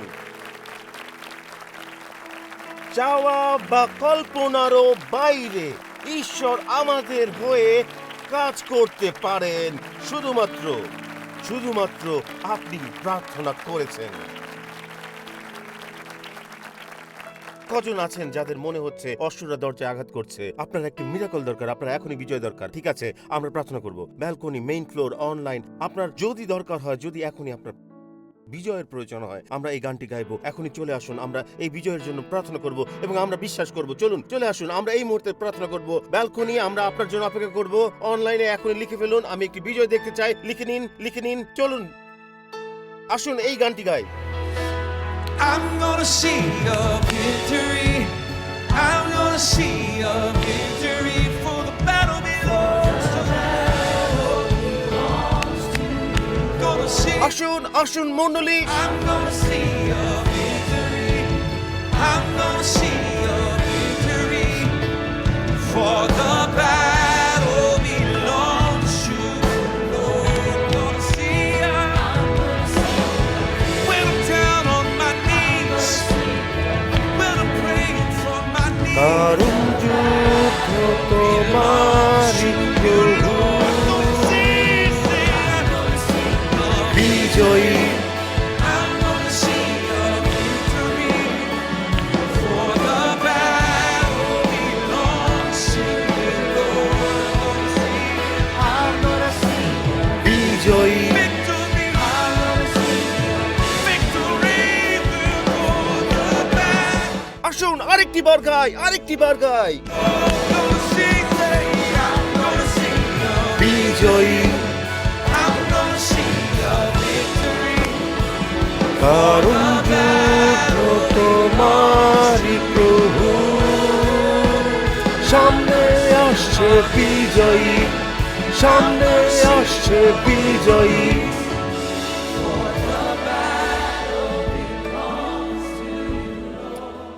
এখন আমরা যা করতে যাচ্ছি তা হলো, পরবর্তী কয়েক মুহূর্তের জন্য আমরা যুদ্ধ ঘোষণা করতে যাচ্ছি। মনে রাখবেন, হাত জোড় করা মানে হচ্ছে যুদ্ধ ঘোষণা। আপনি কি আপনার হাত দুটো তুলবেন? আপনি কি হাত দুটো তুলবেন? এটা যুদ্ধের প্রস্তুতির চিহ্ন। এটা আমাদের জন্য এখনই এখনই যুদ্ধের জন্য প্রস্তুত করে। এটা আপনাকে যুদ্ধের জন্য প্রস্তুত করে। যখন আপনি এটা করেন, আপনি সেই পরিস্থিতির বিরুদ্ধে যুদ্ধ ঘোষণা করছেন। আমি কি একথা বলতে পারি আপনারা কেউ কেউ এই পরিস্থিতিতে আছেন? আমার কথা বলা দরকার, এমনকি ইমিগ্রেশনের ক্ষেত্রেও। আপনি ঈশ্বরের কাছ থেকে একটা সমাধান চান কাগজপত্রের জন্য, আর আপনি ভাবছেন, হে ঈশ্বর, আমি এটা সঠিকভাবে করতে চাই। বন্ধুদের কেউ বলছে ভুল তথ্য দাও, মিথ্যা বলো, কিছুই করো না, আর এই জন্যই আমার জন্য সহজ শুধু ঘোষণা না করা। এবং এখনই আমরা আমাদের হাত একসাথে জড়ো করব এবং যুদ্ধ ঘোষণা করব এবং বলবো, হে ঈশ্বর, আমরা সেটাই করব যা সঠিক। আর আমরা বিশ্বাস করব একটি পরিবর্তন আসছে যা দেখতে পাচ্ছি। আমি বিশ্বাস করতে চাই ঈশ্বর যখন আমাদের হাত একসাথে রাখি। তাই এখন আসুন আমরা যুদ্ধ ঘোষণা করি। হে পিতা, এই মুহূর্তে যিশুর নামে, পিতা, শত শত মানুষ এখানে এবং অনলাইনে যুদ্ধ ঘোষণা করছে এবং তারা বলছে আমাকে একটি বিজয় দেখতে হবে। অসুররা আমাদের দরজায়। প্রভু ঈশ্বর, আমরা চেষ্টা করছি বোঝাপড়ার, আমরা চেষ্টা করছি আপোষের, আমরা এখন কোনা কেটে নিচ্ছি, দরজার স্বর্ণ পর্যন্ত কেটে নিচ্ছি। কিন্তু হে ঈশ্বর, তুমি আজ বলছো তুমি একটি প্রার্থনাকারী জাতি তুলতে চাও। তুমি একটা প্রার্থনাকারী মণ্ডলীকে তুলছো যারা বলে, হে ঈশ্বর, আমি তোমাকে বিশ্বাস করব, আমি প্রার্থনা করব, আমি ঘুমাতে যাব এবং তুমি শুধু যা পারো তাই করবে। হে ঈশ্বর পিতা, এখানে এমন অনেকেই আছেন যারা ঘুম হারিয়েছেন রাতের বেলা, এমন অনেকে আছেন যারা রাত জেগে কাটিয়েছেন, ছক মেলাতে চেয়েছেন, এরপর কি করবেন ভেবে তারা চেষ্টা করেছেন কাগজে লিখে প্ল্যান করতে এবং বের করতে, এ না হলে কি হবে, বি না ঘটলে কি করা উচিত। কিন্তু প্রভু, আজ আমরা বলছি আমরা প্রার্থনা করব, ঘুমাতে যাব এবং ঈশ্বরের হাতে সব ছেড়ে দেব। আমরা এখন ঈশ্বরের হাতে সব দিয়ে দিচ্ছি। অতএব পিতা, আমি প্রার্থনা করি, প্রার্থনাকারী মানুষ তুলুন, প্রার্থনার মণ্ডলী তুলুন, মধ্যস্থতাকারী তুলুন। ইতিহাস, মধ্যস্থতাকারীদের ইতিহাস পরিবর্তিত হয় প্রার্থনার মাধ্যমে। আমি প্রার্থনা করি সেই সব দর্শক এবং উপস্থিতদের জন্য যারা রুশ ও ইউক্রেনীয়, যারা ইহুদি ও ইসরায়েলীয়। আমি প্রার্থনা করি যেন আপনি তাদের দেশে মধ্যস্থতাকারীদের তোলেন যারা এই যুদ্ধগুলোকে ঘুরিয়ে দেবে। মধ্যপ্রাচ্যে মধ্যস্থতাকারীদের তুলুন, নিউ ইয়র্ক সিটিতে তুলুন, আমাদের অ্যাপার্টমেন্ট বিল্ডিং এ, স্কুলে, বিশ্ববিদ্যালয়ে মধ্যস্থতাকারীদের তুলুন। আমরা আপনাদের হাত জোড় করি, আমরা হাত একসাথে চেপে ধরি আর আমরা বলি, হে ঈশ্বর, এখনই আমাদের মধ্যে প্রার্থনাকারী মানুষ তুলুন যিশুর নামে। যিশুর নামে আমরা আজ দেখতে পাচ্ছি একটি বিজয়। Hallelujah, hallelujah. শুনুন, আমি আপনাদের কিছু পড়ে শোনাতে চাই। আমি এটা নতুন উপাসনায় পড়িনি, কারণ তখন আমরা প্রায় শেষের দিকে ছিলাম, কিন্তু আমি চাই আপনি এটি দেখুন, কারণ এটি একটি চ্যালেঞ্জ। আজ এখানে বসে আছেন তাদের মধ্যে অনেকে ঈশ্বর সামনে সারিতে রাখতে চান। ঈশ্বর চান আপনি উত্তপ্ত রুমে থাকুন। আমি জানি আমি কি নিয়ে প্রার্থনা করছি। আমি 700 জন মধ্যস্থতাকারীদের জন্য প্রার্থনা করছি, আমাদের উত্তপ্ত রুমের জন্য। আমি চাই যে সেই রুমগুলো যেন এত ছোট হয়ে যায় যে আপনাদের মধ্যে কেউ কেউ বলবেন, আমি সকাল 10টায় উপাসনায় অংশ নেই আর দুপুর 1টায় প্রার্থনা করি, বা আমি 1টায় উপাসনা করতে যাই আর 10টায় প্রার্থনা করি। আমার প্রিয় প্রার্থনার লেখকদের একজন হলেন স্যামুয়েল চ্যাডউইক। তিনি বলেন, শয়তানের একমাত্র চিন্তা হলো খ্রিস্টিয়ানদের প্রার্থনা থেকে বিরত রাখা। সে ভয় পায় না প্রার্থনাহীন পড়াশোনা, প্রার্থনাহীন কাজ, প্রার্থনাহীন ধর্ম থেকে। সে আমাদের পরিশ্রম নিয়ে হাসে, আমাদের জ্ঞান নিয়ে উপহাস করে, কিন্তু সে কেঁপে ওঠে যখন আমরা প্রার্থনা করি। আমার কথা শুনুন, গায়করা, ব্যান্ড সদস্যরা, যদি আমি প্রার্থনা না করি, এই মঞ্চে দাঁড়ায় শত্রু হাসে। শত্রু বলে, যাও একটা ইউনিভার্সিটিতে যাও, বক্তৃতা দাও, ঈশ্বরের নামে কথা বলো। সে হাসে যখন আমরা শুধু আমাদের প্রতিভা নিয়ে এগিয়ে যাই। চমৎকার, চমৎকার, চমৎকার কণ্ঠস্বর, এটা যথেষ্ট নয়। চমৎকার দক্ষতা বা ট্যালেন্ট, এটাও যথেষ্ট নয়। আপনাদের মধ্যে অনেকে যা করতে পারেন তা অসাধারণ, তবু এটাও যথেষ্ট নয়। আমাদের দরকার প্রার্থনাশীল মানুষ হওয়া। কেন দানিয়েলকে বলা হলো এত অসাধারণ আত্মার মানুষ? কারণ সে ছিল একজন প্রার্থনার মানুষ। সে দিনে 3 বার প্রার্থনা করত। আমরা তো এখনো দানিয়েলের কথা বলিনি। তাকে অন্যদের চেয়ে আলাদা করেছিল কি? তাই আপনি যদি একজন বিশ্ববিদ্যালয়ের অধ্যাপক হন, আপনি যদি রিটেল কাজ করেন, আপনি যদি ওয়াল স্ট্রিটে কাজ করেন, আপনাকে আলাদা করবে কি? প্রার্থনাশীল মানুষ হন। এটাই এটাই আপনাকে আলাদা করে তুলবে। শুনুন, আপনি ভাবছেন আচ্ছা ও তো হার্ভার্ড থেকে ডিগ্রি নিয়েছে আর আমি তো NYU থেকে। হার্ভার্ড তো ভালো, আমি জানি আপনি তর্ক করবেন, কিন্তু এটা একটা কেবল উদাহরণ। শান্ত হন। আপনি যখন বসে থাকেন এসব নিয়ে ভাবেন। বন্ধুরা, আমি বলছি আপনাকে আলাদা করে তুলবে আপনি যদি একজন প্রার্থনাশীল নারী, একজন প্রার্থনাশীল পুরুষ, সেটাই সবচেয়ে বড় পার্থক্য তৈরি করে। আমি কি আপনাকে সবচেয়ে গুরুত্বপূর্ণ বিষয়টা বলতে পারি? সবচেয়ে গুরুত্বপূর্ণ প্রার্থনা যা আজ আপনি করতে পারেন তা ইতিহাস বদলে দেয়। এটা সেই প্রার্থনা যখন আপনি খ্রিস্টকে আপনার জীবনে আসার জন্য ডাকেন। এটি নবজন্মের প্রার্থনা, এটাই ইতিহাস বদলানোর প্রার্থনা। পাস্টর টিম, আপনি কি বোঝাতে যাচ্ছেন? এই প্রার্থনা আপনাকে এখনই পরিবর্তন করে এবং চিরকালের জন্য এটি স্বর্গের দরজা খুলে দেয় এবং অনন্তকাল শুরু করে। আপনি যদি এই মুহূর্তে প্রার্থনা করেন, নতুনভাবে জন্ম নিতে পারেন। এটাই ইতিহাস। ইতিহাস তাদের জন্য বদলায় যারা হলো প্রার্থনাকারী। আপনি কি বোঝাতে যাচ্ছেন পাস্টর টিম? যিশু বলেছেন কোন মানুষ, নারী, ছাত্র, প্রবীণ, যুবা নতুন করে জন্ম না হলে কেউ ঈশ্বরের রাজ্য দেখতে পায় না। এগুলো আমার কথা নয়, যিশুর কথা। এর মানে কি? যেভাবে আপনি একবার শারীরিক জন্ম পেয়েছেন সেভাবেই আপনার দরকার একটি আত্মিক জন্ম। এটা এটা ইতিহাস প্রার্থনাকারীদের জন্য। এখনই প্রার্থনা করতে পারেন এবং সবকিছু বদলে দিতে পারেন। পাস্টর টিম, আমি কিভাবে নতুন জন্ম পাবো? এটা একদম সহজ, ABC এর মতো। আমি স্বীকার করে আমি একজন পাপী। আমার ভিতরে ভাঙাচোরা অবস্থা। রিকার্ডো, আমি নিজে, লিয়া, আমরা সবাই ভিতরে ভিতরে ভেঙে পড়েছি। আমাদের এই অবস্থার নাম পাপ।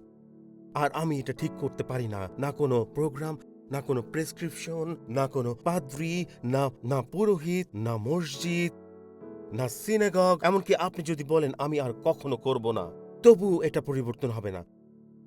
শুধু ঈশ্বর এটি করতে পারেন। আমরা শুধুই ভুল করা মানুষ নই, আমরা পাপী, দরকার একজন উদ্ধারকর্তা। বিশ্বাস করুন, ঈশ্বর তার পুত্র যিশুকে পাঠিয়েছেন 2000 বছর আগে পাপের সমস্যা সমাধানের জন্য। আমার প্রাপ্য মৃত্যু তিনি বরণ করেন। তিনি সেই জীবনটি যাপন করেন যা আমি পারতাম না। তিনি আমাকে এমন এক পুরস্কার দেন যা আমি মোটেও প্রাপ্য নই, স্বর্গ ও ক্ষমা। তাকে প্রভু হিসাবে স্বীকার করুন। এর অর্থ কি? এটাই ধর্ম থেকে সম্পর্কের দিকে নিয়ে যায়। যখন আপনি বলেন তুমি আমার প্রভু, তখন আপনি বলছেন তুমি কেবল রবিবার না, প্রতিদিন আমার সাথে কথা বলো। তোমার আছে আমার জীবনে না বলার অধিকার। বন্ধুরা শুনুন, যিশু 2000 বছর আগে কেবল আপনাকে মণ্ডলীতে নিয়ে আসার জন্য মরেননি। এটা ধর্ম। যিশু এসেছিলেন আপনাকে স্বর্গে নিয়ে যাওয়ার জন্য।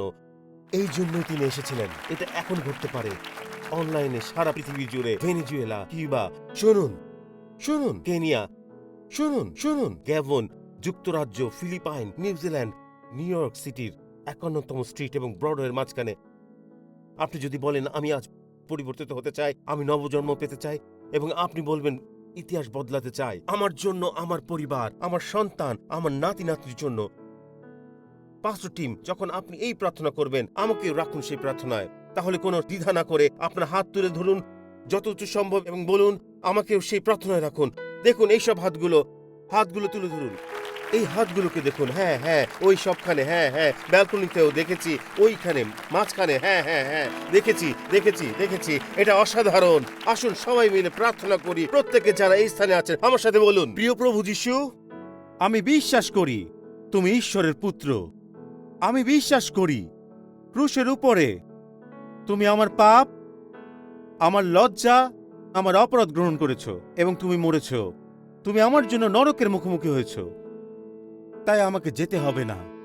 মৃতদের থেকে উঠেছ, আমাকে স্বর্গে একটি স্থান, পৃথিবীতে একটি উদ্দেশ্য এবং পিতার সাথে একটি সম্পর্ক দিতে।